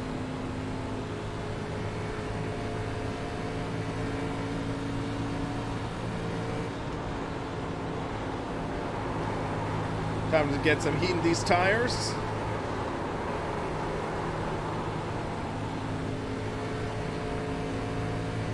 So I don't even know if this is an official race or unofficial. We'll find out. I would think unofficial. Because end of week 13. Let's hope.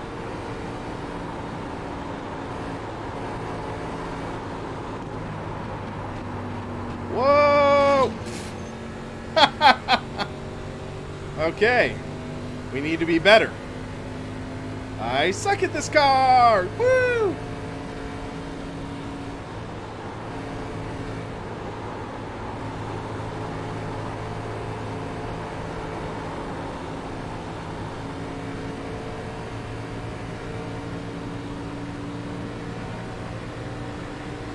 Alright, we have 48 seconds left.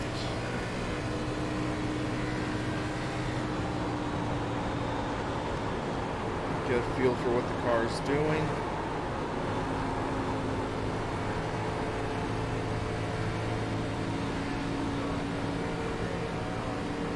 Oh my gosh, this is so bumpy on the back straight.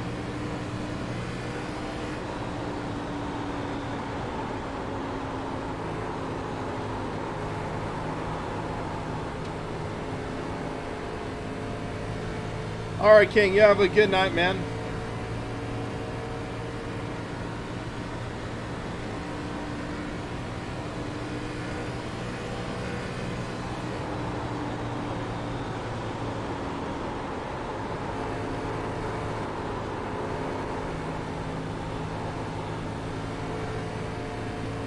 Yeah, I'm enjoying the force feedback. You really feel the bumps through the track, so that's good. I am going to change a quick setting, though. So, next black box, previous black box. And then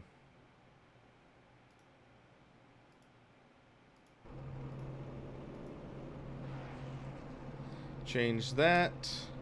We should be all right though. And then where's the telemetry? Or not telemetry, the tab button.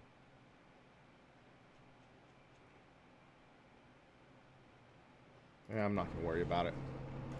We have 15 seconds.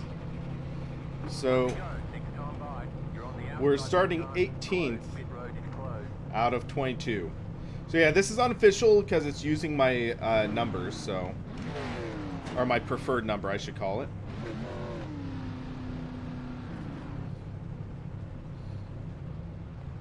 Oh yeah, I forgot I didn't have clutch.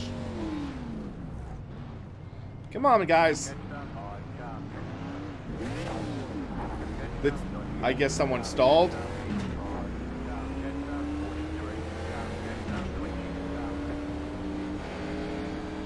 Azar, yeah, I freaking love this wheel. It's just so much fun.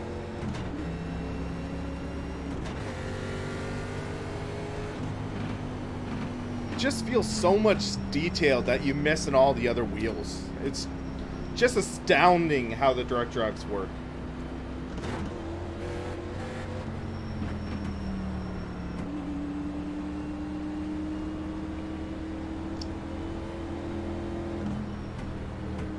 So, I don't know if cautions are on.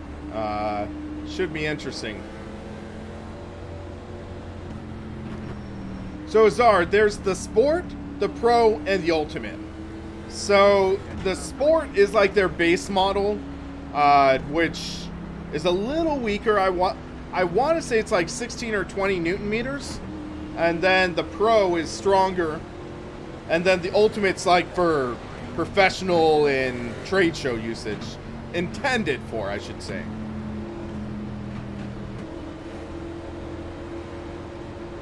Alright, let's see how this goes.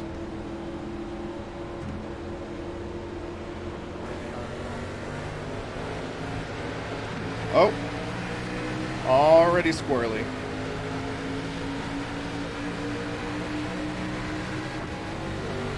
He's going inside.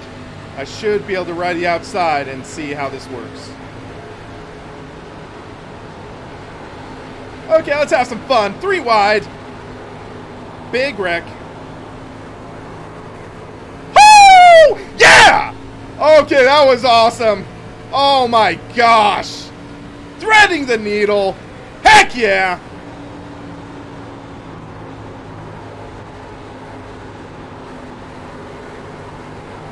Wow.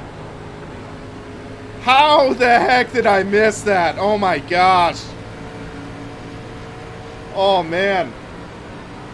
Wait, this is an official race too? Oh my goodness.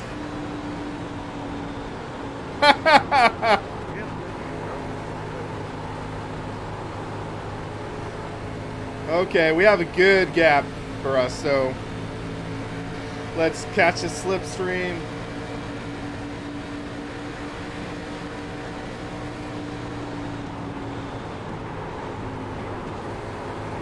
Roll on the throttle. Oh, we're gonna have to see that replay after this race. That was absolutely insane. Let's take the outside a bit, save a bit of our tires.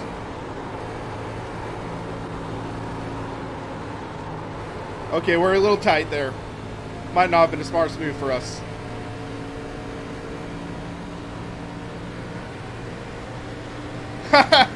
Jared Ickles, just watch for my POV.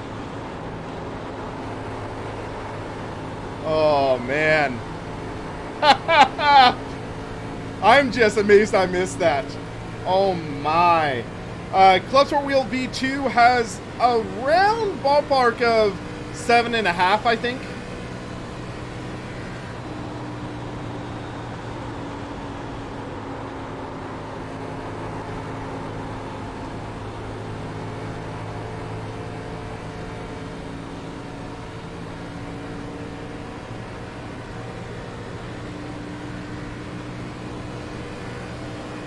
Just need to conserve my tires over the course of this race.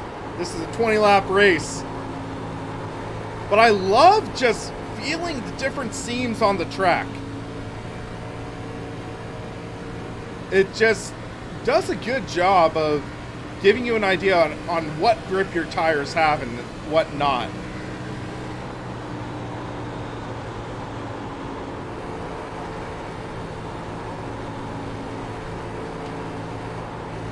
Oh, big wreck. Please stay on the track. Oh my God. Oh, this is gonna hurt. Wow. Are you serious?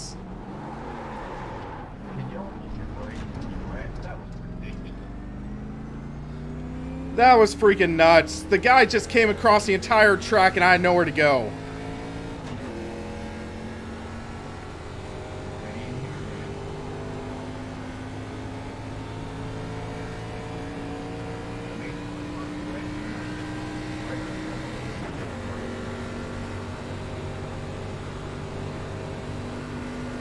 What's this guy doing?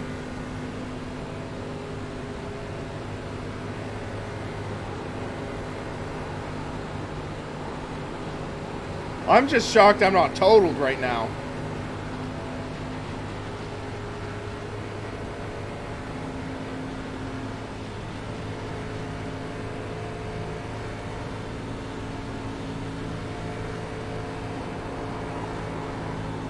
I mean, I could have done a better job avoiding him, but it was just like I was anticipating him coming across the entire track, so I got on the brakes, and when you get on the brakes in this car, it pulls you to the left, so there wasn't really anything I could have done.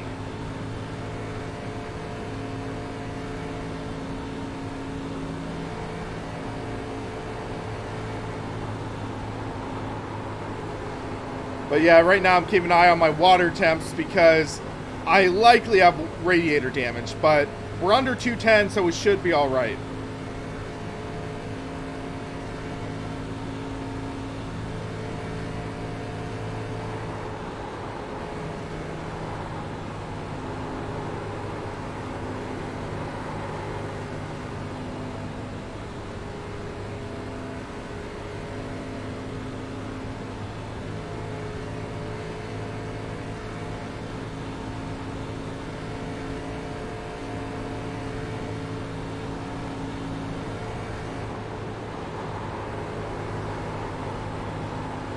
Let me try something. So we do have a fast repair. If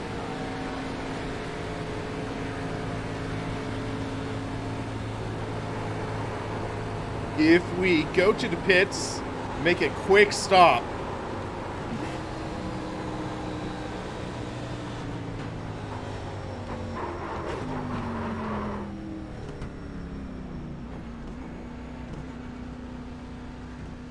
Get our spot.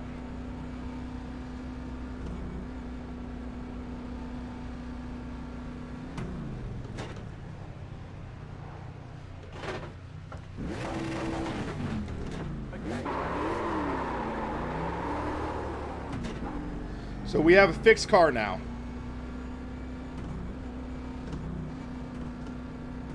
It's strategy. We'll see if it pays off.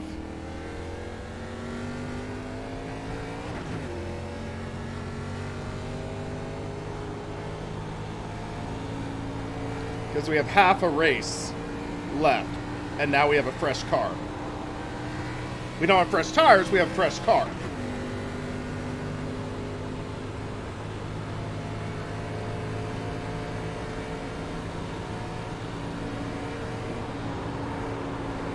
So he's 4.8 back right now.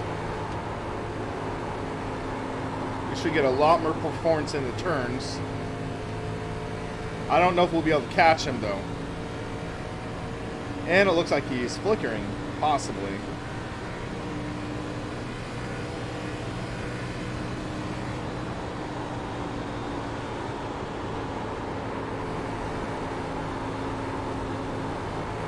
Okay, let's see how this goes.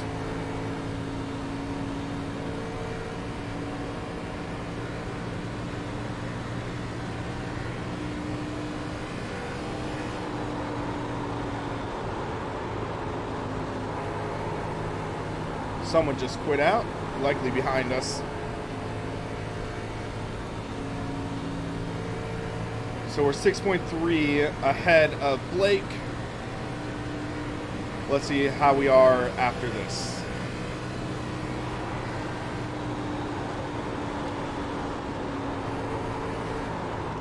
We're very tight. Ah, come on. That was not good.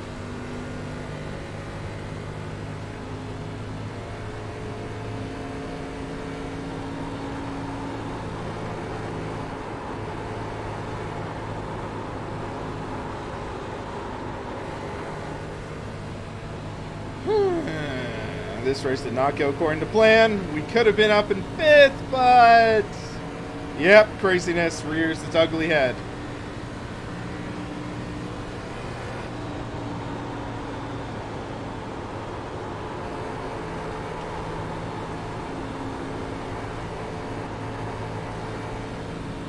Drive off the corner.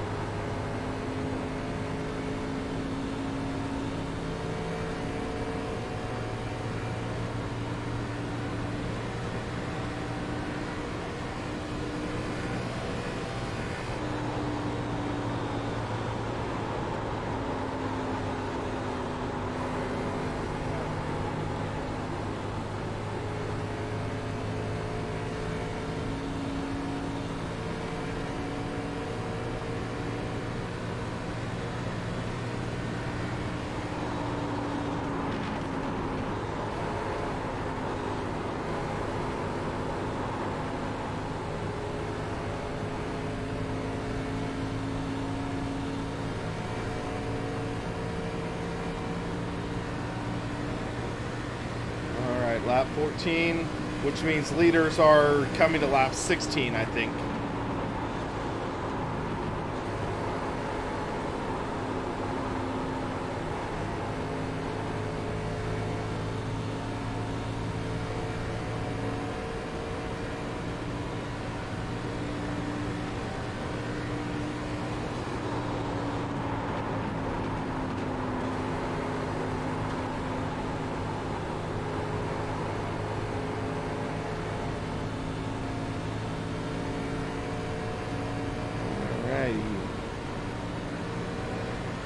Closing up on this race. Definitely not what I wanted, but hey, we had that awesome moment earlier, which kind of makes it worthwhile because I'm 90% sure this is unofficial, but even with it being unofficial, that was a wild wreck avoidance.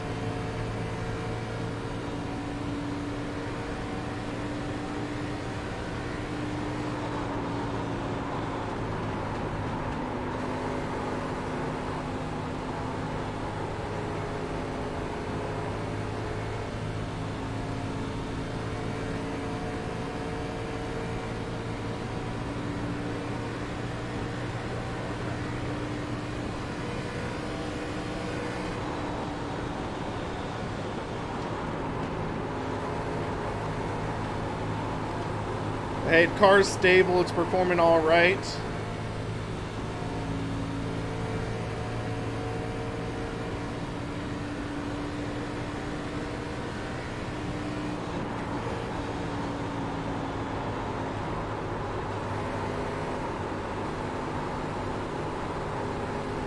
wanted to make sure, how many cars are in this race?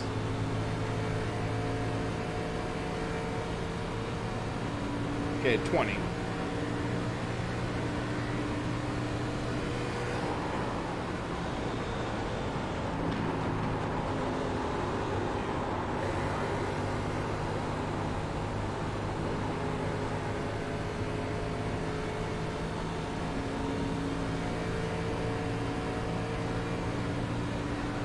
Yeah, I have a butt kicker game or two on the rig. I just don't have it set up right now. It works well. Visaro sent me a butt kicker advance 2 that I need to set up on that rig for when I do my review on it. But Yeah, we'll see how it goes.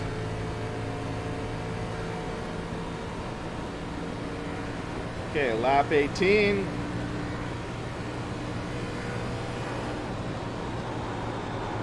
Next time by should be white flag.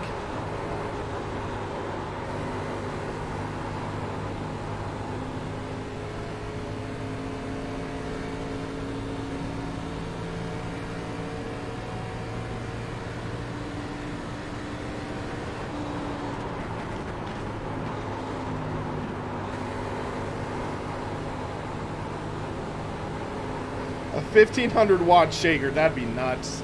I mean, this wheel, I want to say, is like 800 watts, if I remember correctly.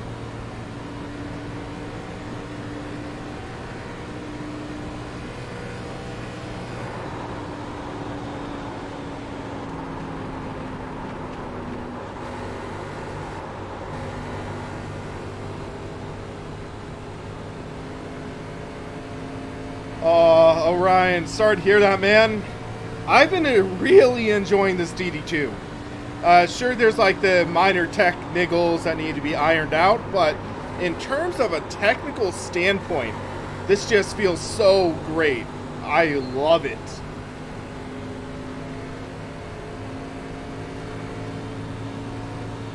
All right, let's cross the line.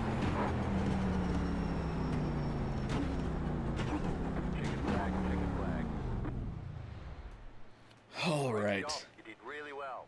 So, I want to see what happened that first lap. So, laps, race. We take a look here. Turn down the volume a bit. Okay, so, let's watch this. The wrecking in front of us. Oh my gosh. That is insane. So, thoughts on Simucube 1 versus this? I'd say this is taking the best parts of Simucube and cranking up to 11. So, look at that pile up there. So, I'm wondering what happened. Okay, so looks like the teal and black car spin... Or no? The guy was already loose. So he gets loose, it looks like by himself, under the car. He spins down. That guy avoids him. He hooks to the right. And whams 55. And it's just pandemonium from there. Azar, I'd say if you're buying your own direct drive wheel, I'd say Simucube 2 over Simucube 1. But look at this avoidance here. I mean, that's at 166 miles an hour, guys. That is at 166 miles an hour avoiding that wreck. I mean, I'll admit I was a little cocky there, but oh my gosh. Woo. Yeah, that was... Oh my gosh. I'm saving that replay. So... Clip here. And here. Or wait. Did that work?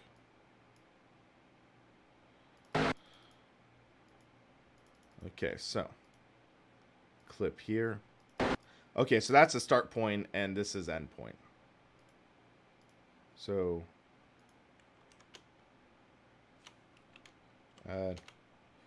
crazy wreck avoidance. So let's take a look at how that looks from the replay though. Or from the onboard. So for a heck of it, let's go gyro. We're shifting up.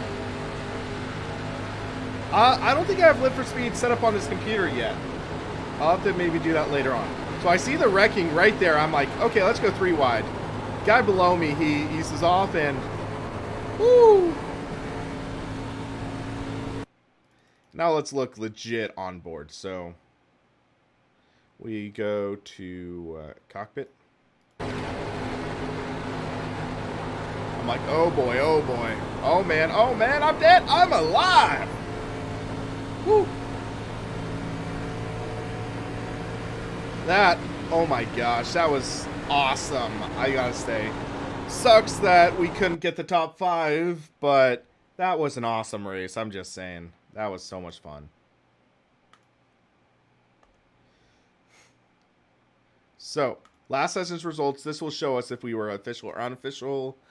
Unofficial, okay, so we did not lose anything crazy there. So, we were 10th place, 24 cars signed up. I guess not all of them started, so yeah. But yeah, so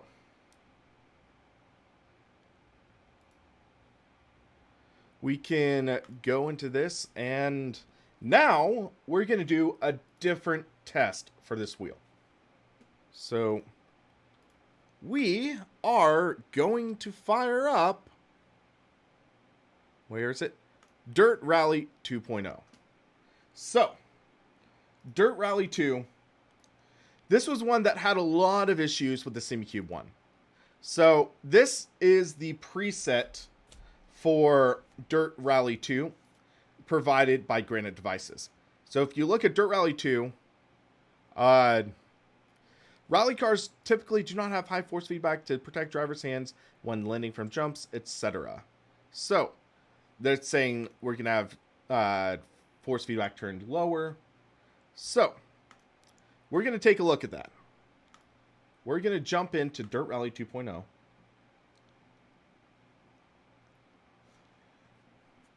And we're going to take a look at this. So, right off the bat, I can tell this has less default inertia in the preset. So, we'll see that.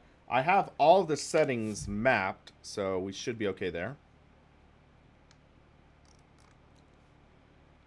And we'll take a look at this. Announcement, server disruption. Avoid playing around 6 to 10 BST. I think we're okay. So, viewing inputs, input reporting, steering's working, throttle brake. You can see the handbrake's working all right, so should be okay. I want to take a look at vibration feedback though. So, self-aligning torque, I'm not a big fan of. So, we'll turn that down.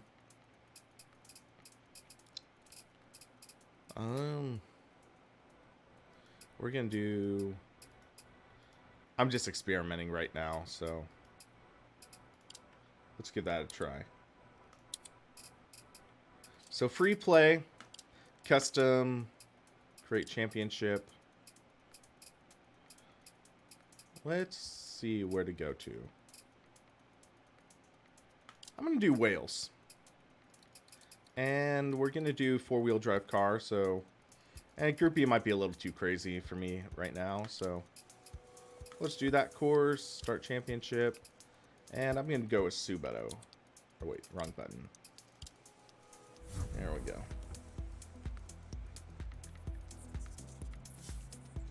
So, Iron Cross, I'm using the Alienware 34 DW18, I think it's called, or it's the 34-inch Alienware Ultra Wide.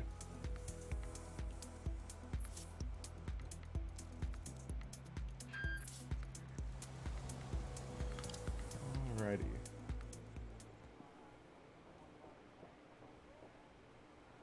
Why? Let me check something.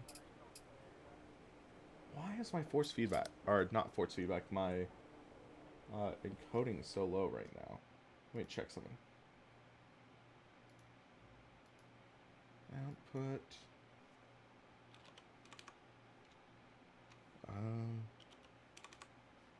Let's drop down a bit, see if that helps a bit.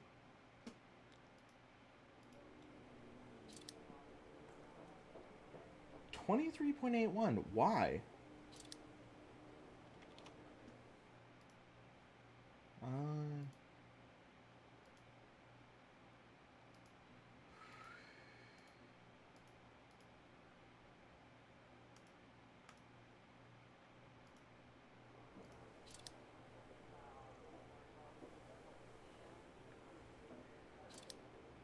is my... Or sorry guys, I'm trying to check and see what the heck is going on with my streaming.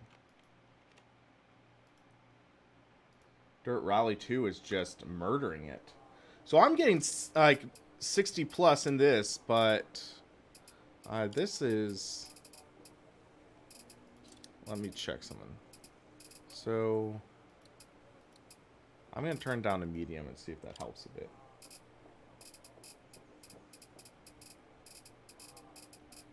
Still having issues.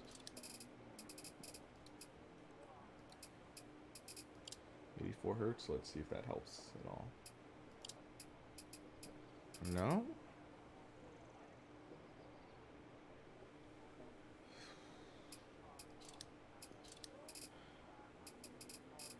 I'm trying to see. I wish there was a way to turn down the frame rate. Change the windowed borderless? Maybe I should just go down in resolution.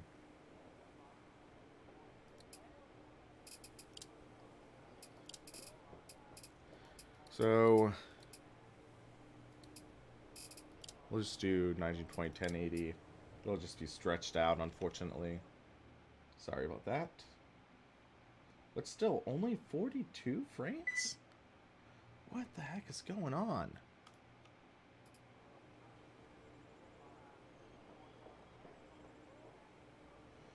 I might not be able to do Dirt Rally 2 right now then. That sucks, but... Unless I... Or no, Lana G, I'm getting over, like, 90 frames per second, but it's the stream that's messing up. That's the problem.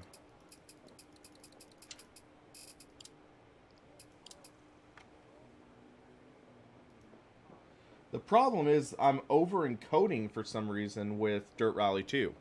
Because I'm getting stable performance, you're just not seeing it. It's because I'm streaming, so that's the problem. So I guess I'll just talk about this in my review, but yeah, it's a weird thing because encoding overloaded. I'm going to try one last thing. So stream's going to go dark for a couple seconds and I'll be back.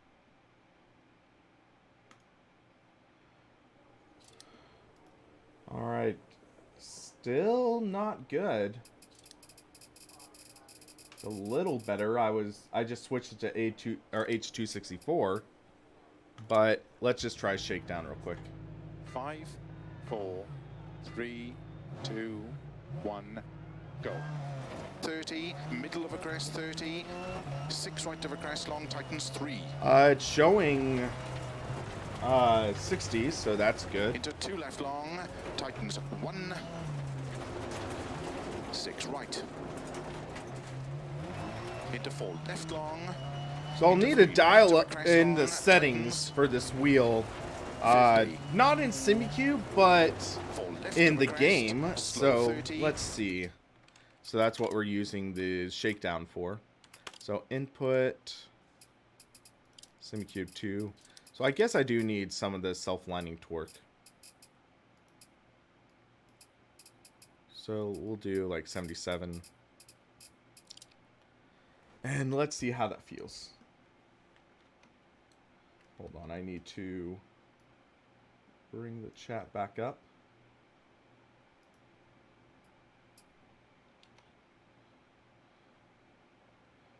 Why is this acting up? Okay, let's try it that way. Nope. I'm trying to get the chat window back up.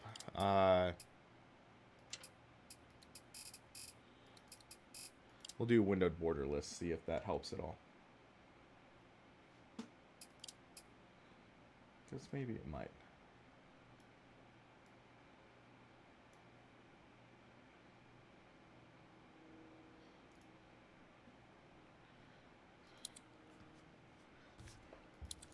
So let's jump back in and see how this is. And turn 1 left. Okay, that feels quite a bit better. 50. Still feels a little floaty. I don't know if it's the damage, but tightens bad camber into 6 left and slow 5 right tightens into turn heavy left. Whew. Opens Rips the wheel out of your hands. into 4 left of a crest into turn square right. Yeah, I Don't suck at scat. rally, but hey, we're having fun, right? 30. 5 right into 5 left. To stop. Well done. Yeah, we have a lot of damage right there. If I'm going to compare this to RBR, what's different? I mean, I'd say RBR has a little more planted force feedback and feel of the car, which I prefer personally. Apart from that, I mean, yeah. So quick fix, or replace. But Dirt Rally's all right. It's just not the caliber that I really would say that RBR's at, personally. Starts 30, middle of a crest 30. Good. Okay, let's see how this goes. I'm going to suck, but we're going to have some fun. And I'll talk about force feedback and stuff, and see how it goes.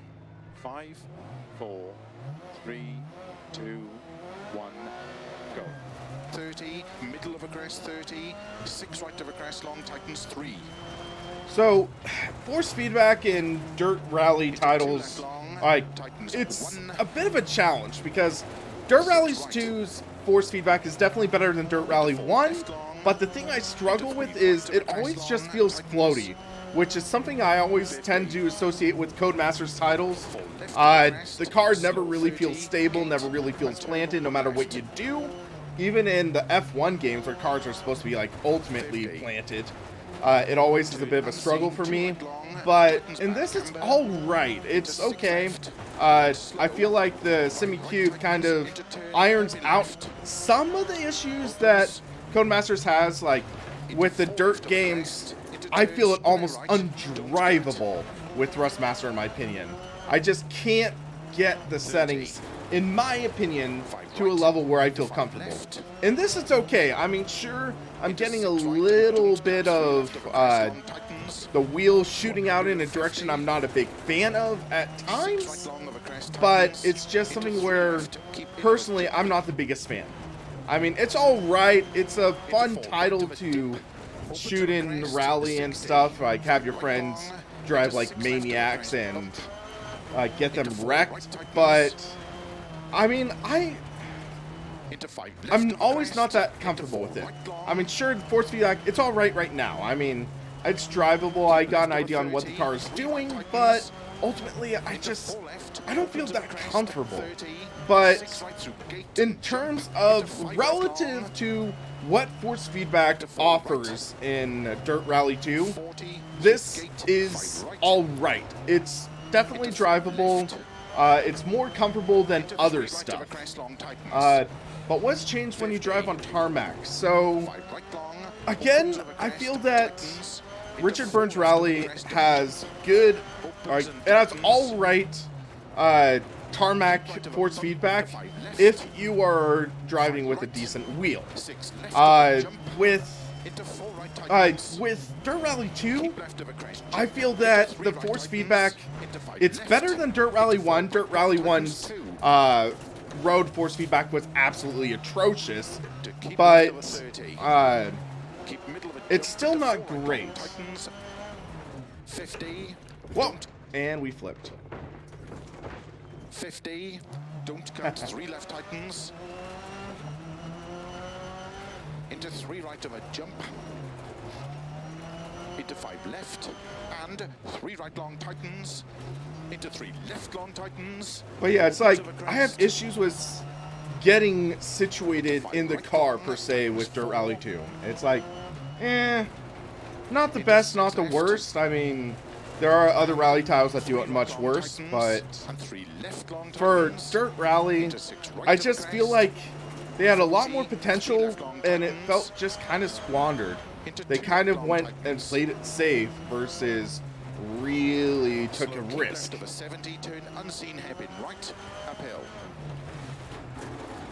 crest and 2 left long. Opens 60. Over finish. 80 to stop. Really? They still have that freaking glitch. Are you kidding me? All the engine noises cut out. And they had that glitch at launch.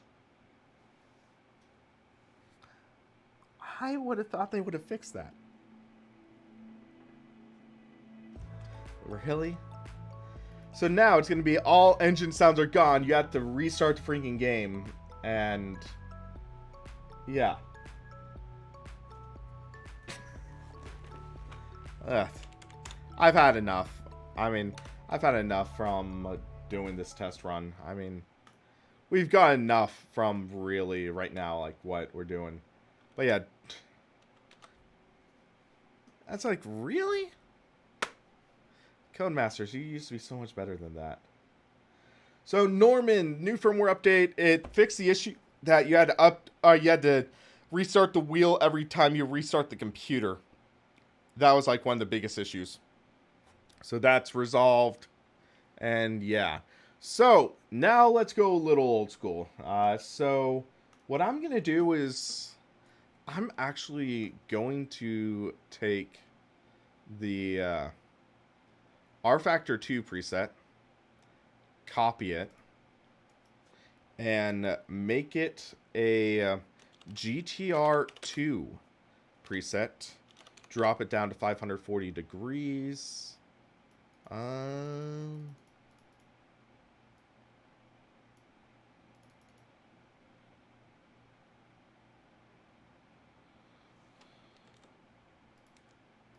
Come on. Okay, 540. Yes, that's fine. And I'm curious to see how this performs. Hey, Dan, how's it going, man? Nice to see you drop by. So let's go GTR2. I have not driven GTR2 in forever. So, don't worry about that. Yeah, you can see I haven't driven it in forever. Okay, so we're going to do 3440 by 1440, 120 hertz. Okay. Play.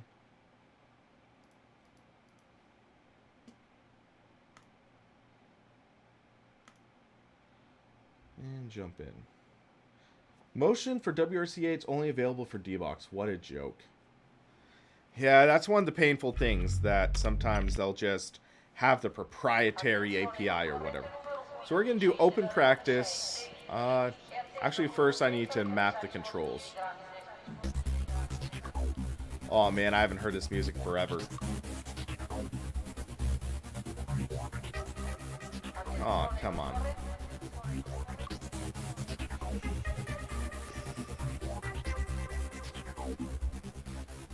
Really? So I forgot the issue. Only supports up to 3 controllers. So what I have to do is I need to unplug the race deck, unfortunately. Would have loved not to. And unplug the handbrake. So have the main devices.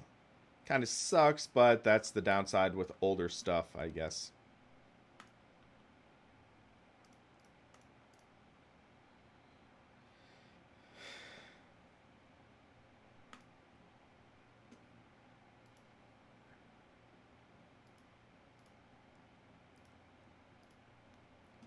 And now it's acting up. Go figure.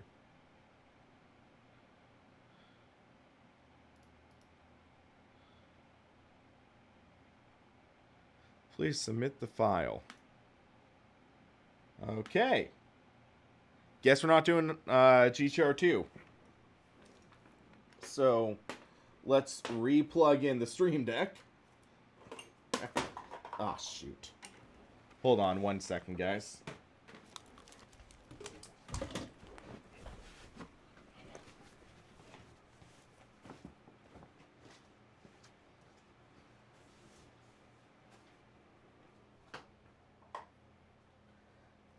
gotta love the good old days of sim racing when you had to manually just have 3 devices or use Joy to Key or some utility like that.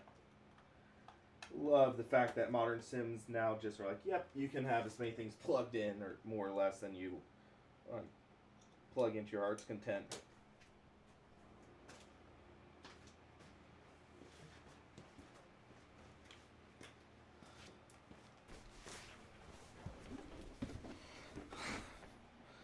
Alrighty, we're back. So, Iron Cross, rFactor 1, the original release had it, that issue.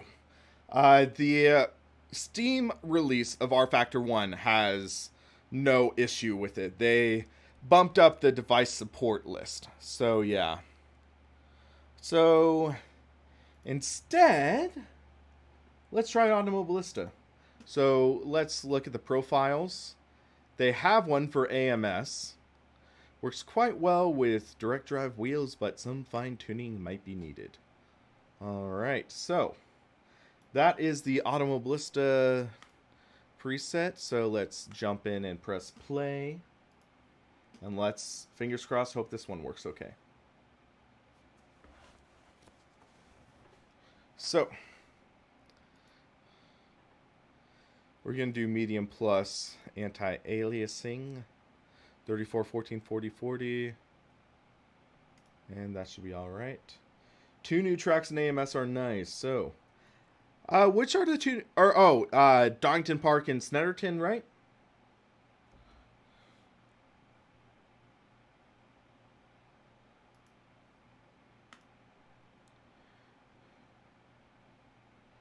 Yeah, I've never really driven Snetterton. I love Donington Park, though. So yeah, Formula V12 Donington. Why not? Let's have some fun. Into player name. Yeah, this is a fresh launch because I had to uninstall some games when I adjusted. Come on. Really just having this issue?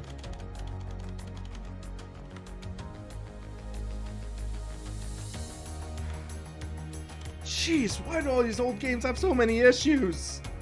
We're crying out loud.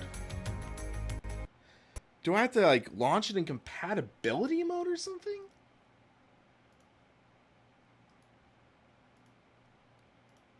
Local files. Browse local files. AMS.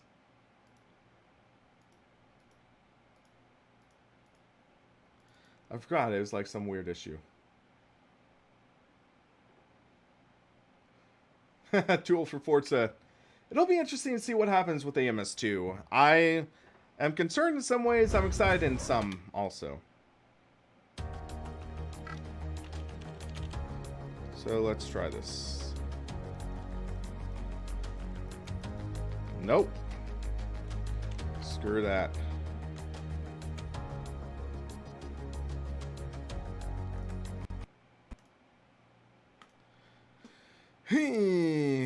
Okay. Let's try Assetto Corsa Competizione. So we jump in here, and we need to add the ACC profile. So ACC Assetto Corsa Competizione, tune overall strength lower to your liking. In game settings, gain 25, damping 100. Okay. So that should be all right. Please work, ACC. Please. I mean, I haven't driven ACC in a while, so we'll see how it goes.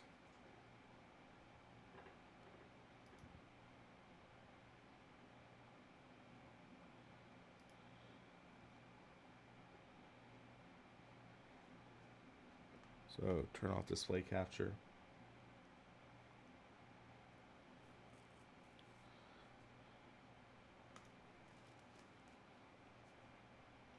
Some rain and puddles would be nice, so let's see what I can do. So options, video. I'm going to limit the frame rate to try to make sure I have the good performance for you guys. So if I go... I could have sworn you can... Wait, okay, frame limit. We'll do 84. Controls. Steering. Throttle. Shift up, shift down. So it said 25 gain.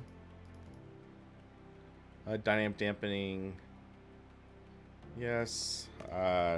SC2 Pro. And then ignition, starter, pit speed limiter, wiper, next dash page, previous dash page, cycle secondary display, traction control, decrease traction control, ABS, brake bias, engine map,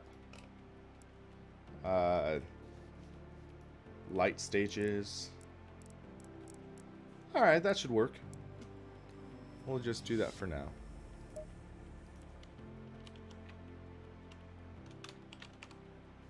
SC2 Pro. Okay, so single player, practice, spa. We'll take GT3 Cup. Get a little squirrely. Weather conditions, light, medium rain. How about? And start session.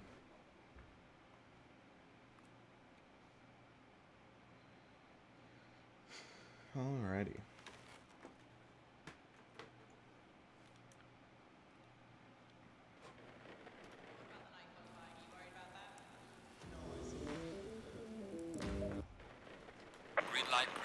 Okay, we look pretty smooth. 60 frames for you guys. Turn on the wipers. Ignition. Starter.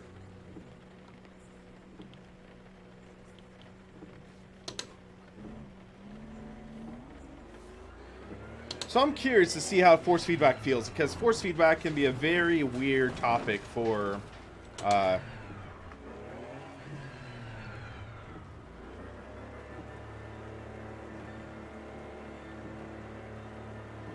hopefully we didn't get penalized.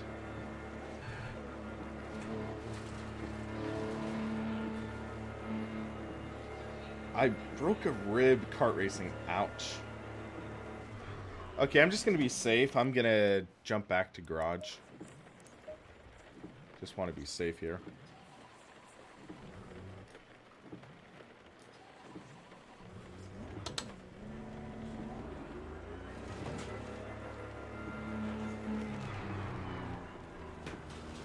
But yeah, I did a karting class at Sonoma Raceway, and it was a lot of fun, even though I was sore for like 3 or 4 days after. Partly because I got wrecked by a former NHL hockey player, actually, in that class.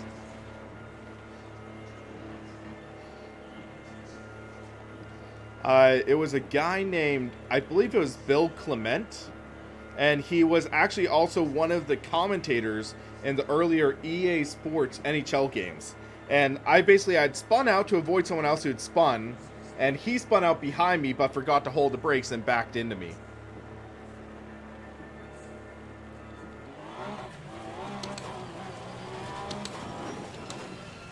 Alright, we're on the track now. Okay, just right off the bat. Oh my gosh. Okay, that was hydroplaning. That was aquaplaning, hydroplaning, whatever you want to call it, planing. But what I'm noticing is that it feels like there's more detail now than I remembered in ACC, and it's more challenging too. Okay, we got to be careful. I just stalled it.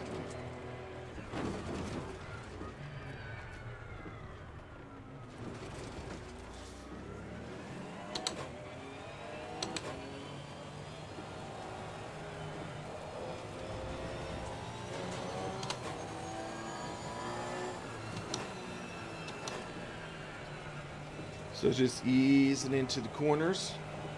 Snap the throttle and spin around. Woo! There is puddle simulation in ACC.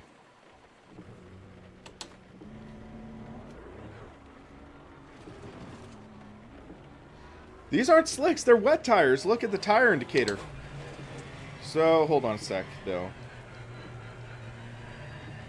Traction control is off. Oh, this car doesn't have traction control? Wait, is that the case?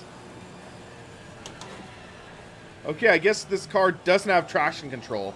That's why you spin so easily. So you gotta be very careful with the throttle.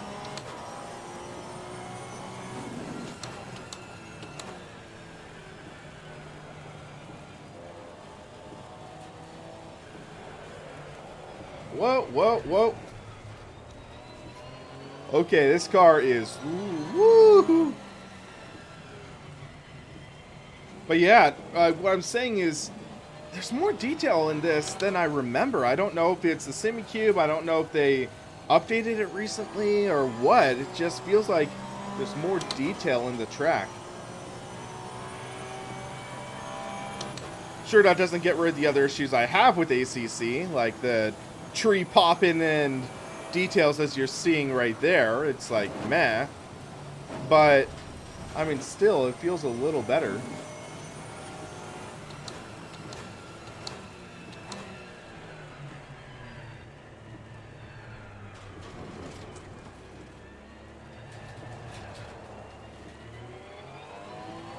Use on throttle.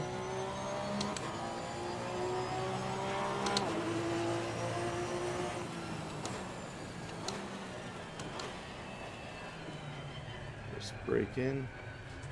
This is not my first time with the 5-point tire model. I did a stream checking that out.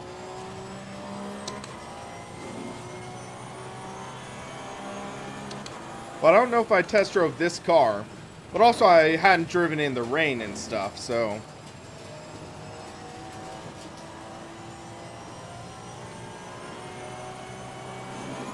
Oh!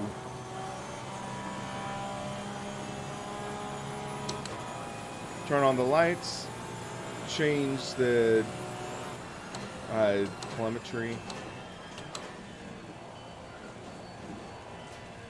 But yeah, you can hear the car hitting the puddles.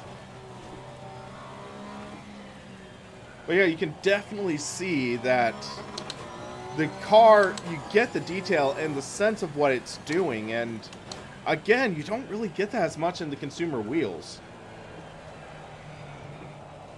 Yeah, I just totally wish that they didn't use Unreal Engine for this game. They could have done so much more with their own engine. I hate to see them throw it away. I just think the majority of what they have in ACC, they could have programmed into Assetto Corsa. But I guess it's part of the Digital Bros acquisition that they're like, no, we want to use something that's tried and true. But totally sucks for racing games, in my opinion. Why do I mind Unreal? Well, it's an unproven engine for racing games, and it has a lot of visual artifacting, like the pop-in from further details. It is CPU intensive, which is also negative for racing games because racing games are naturally CPU intensive.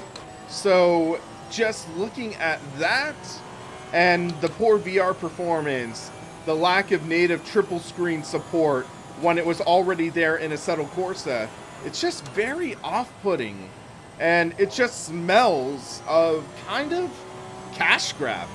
That's the best way I can really put it. It kind of smells of cash grab. They kind of cheaped out in what they were doing in order to really take advantage of the easier development and potentially to port to consoles and stuff. It's like, meh.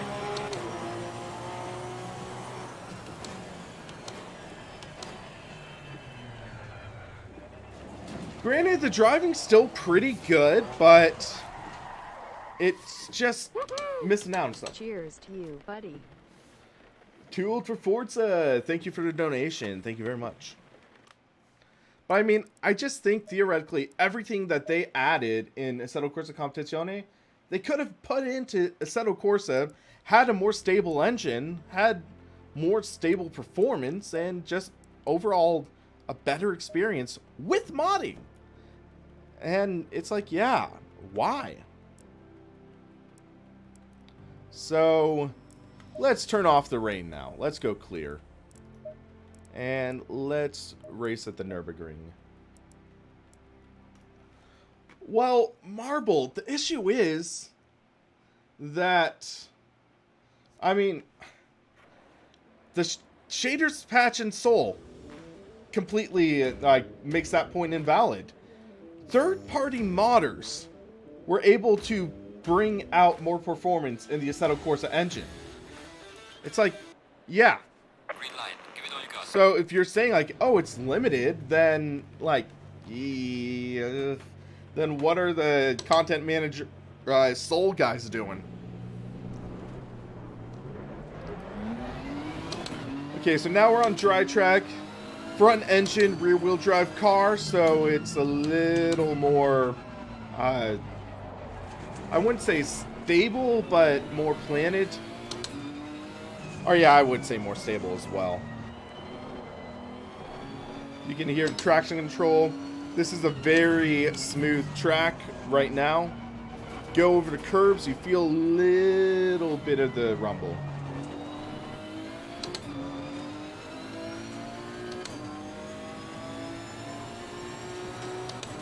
So I lowered TC to 2.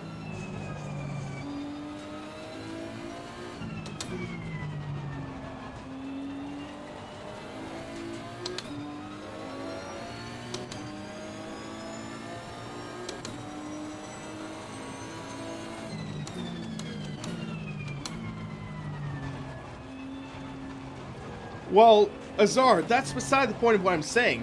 What I'm saying is the Assetto Corsa engine is just capable so much more than what it is out of the box. That's what I'm saying.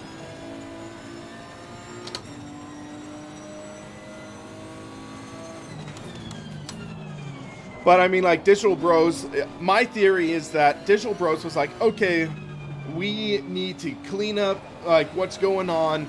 We need to go to an established engine, one that would be easier to port to consoles, because realistically, the console ports of Assetto Corsa, while they're perfectly serviceable, it's just like, yeah, they're missing out on a lot. So they're like, okay, Unreal Engine would be better for porting. And I'm like, yeah. Press X to doubt.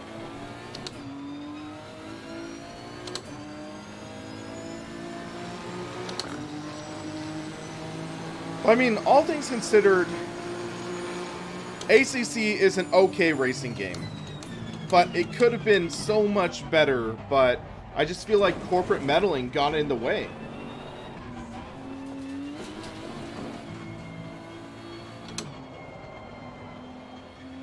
Let's turn up traction control a bit. Or not, the ABS, a click, and then traction control, a click.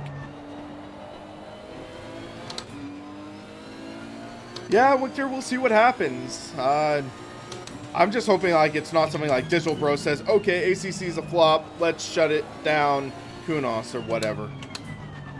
That would totally suck.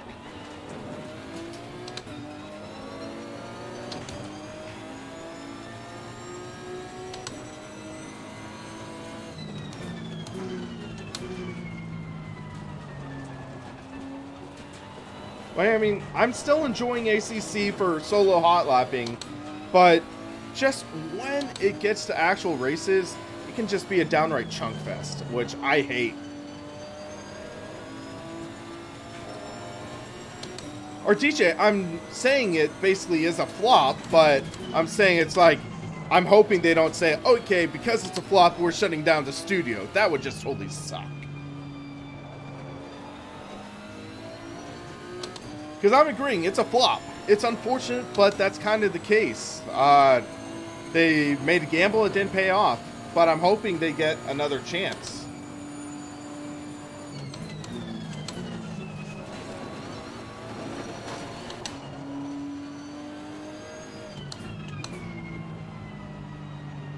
Well, Broder, the easiest way is to look at steamcharts.info, and it'll show you how many people are playing. But yeah, I mean, like, we're kind of going off tangent. Like, this Simucube 2 still is pumping out good force feedback. It really is, like, making decent performance. It's giving a decent feel. Better than, like, I'd say Thrustmaster, Fanatic. I'd say the gap of this between this and Simucube 1 is smaller than in other titles. I'd say some of the limitations of ACC are being felt in both of these, so it's like, yeah, meh. Not the biggest fan, but it's okay driving. I'd still put it behind iRacing. I put it behind Assetto Corsa, in my opinion. And it's like, yeah, it's unfortunate. But yeah, I mean, all things considered, from this sort of extended testing of the Simucube 2, I'm freaking loving it. It really is a heck of a powerhouse of a direct drive wheel.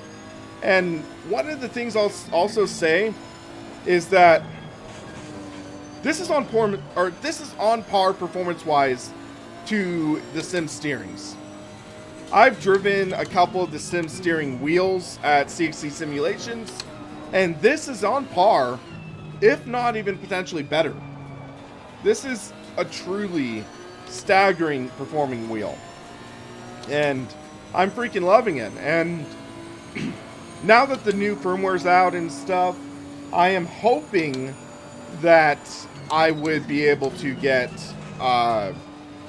my review out in the next week or two.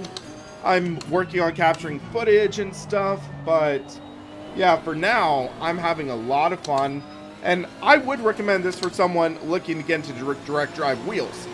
If you already have a Simucube 1, I would not be really as eager to recommend it.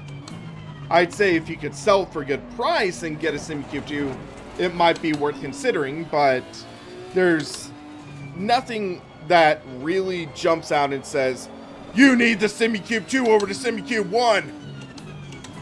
It's just a decent, solid progression. It's taking the best parts of the Simucube 1 and bumping it up to 11. So, that's my thought on it right now, and I'm really loving it. But I kind of feel my voice starting to go. I've been driving for who knows how long. But yeah, I'm just kind of getting wiped out now. So I think I'm going to wrap up the stream here, guys. Remember, tune in on Wednesday for my Sim Racing System League race with the BMW M4. Should be a lot of fun to give that a go and see how we turn out in that. So, guys, thanks for watching, but also first, before I sign out, I'll answer Marble's question. I think for 99% of people, the Ultimate's going to be overkill. The Ultimate is just complete overkill. It's meant for professionals or for trade shows, professional stuff. But yeah, I'd say that for most people, Pro's just fine. Pro is just an awesome wheel. I'd say it's just like the sweet spot. But yeah, guys, thanks for watching. For SimRacingPaddock, I'm William Marsh, and you have a good one.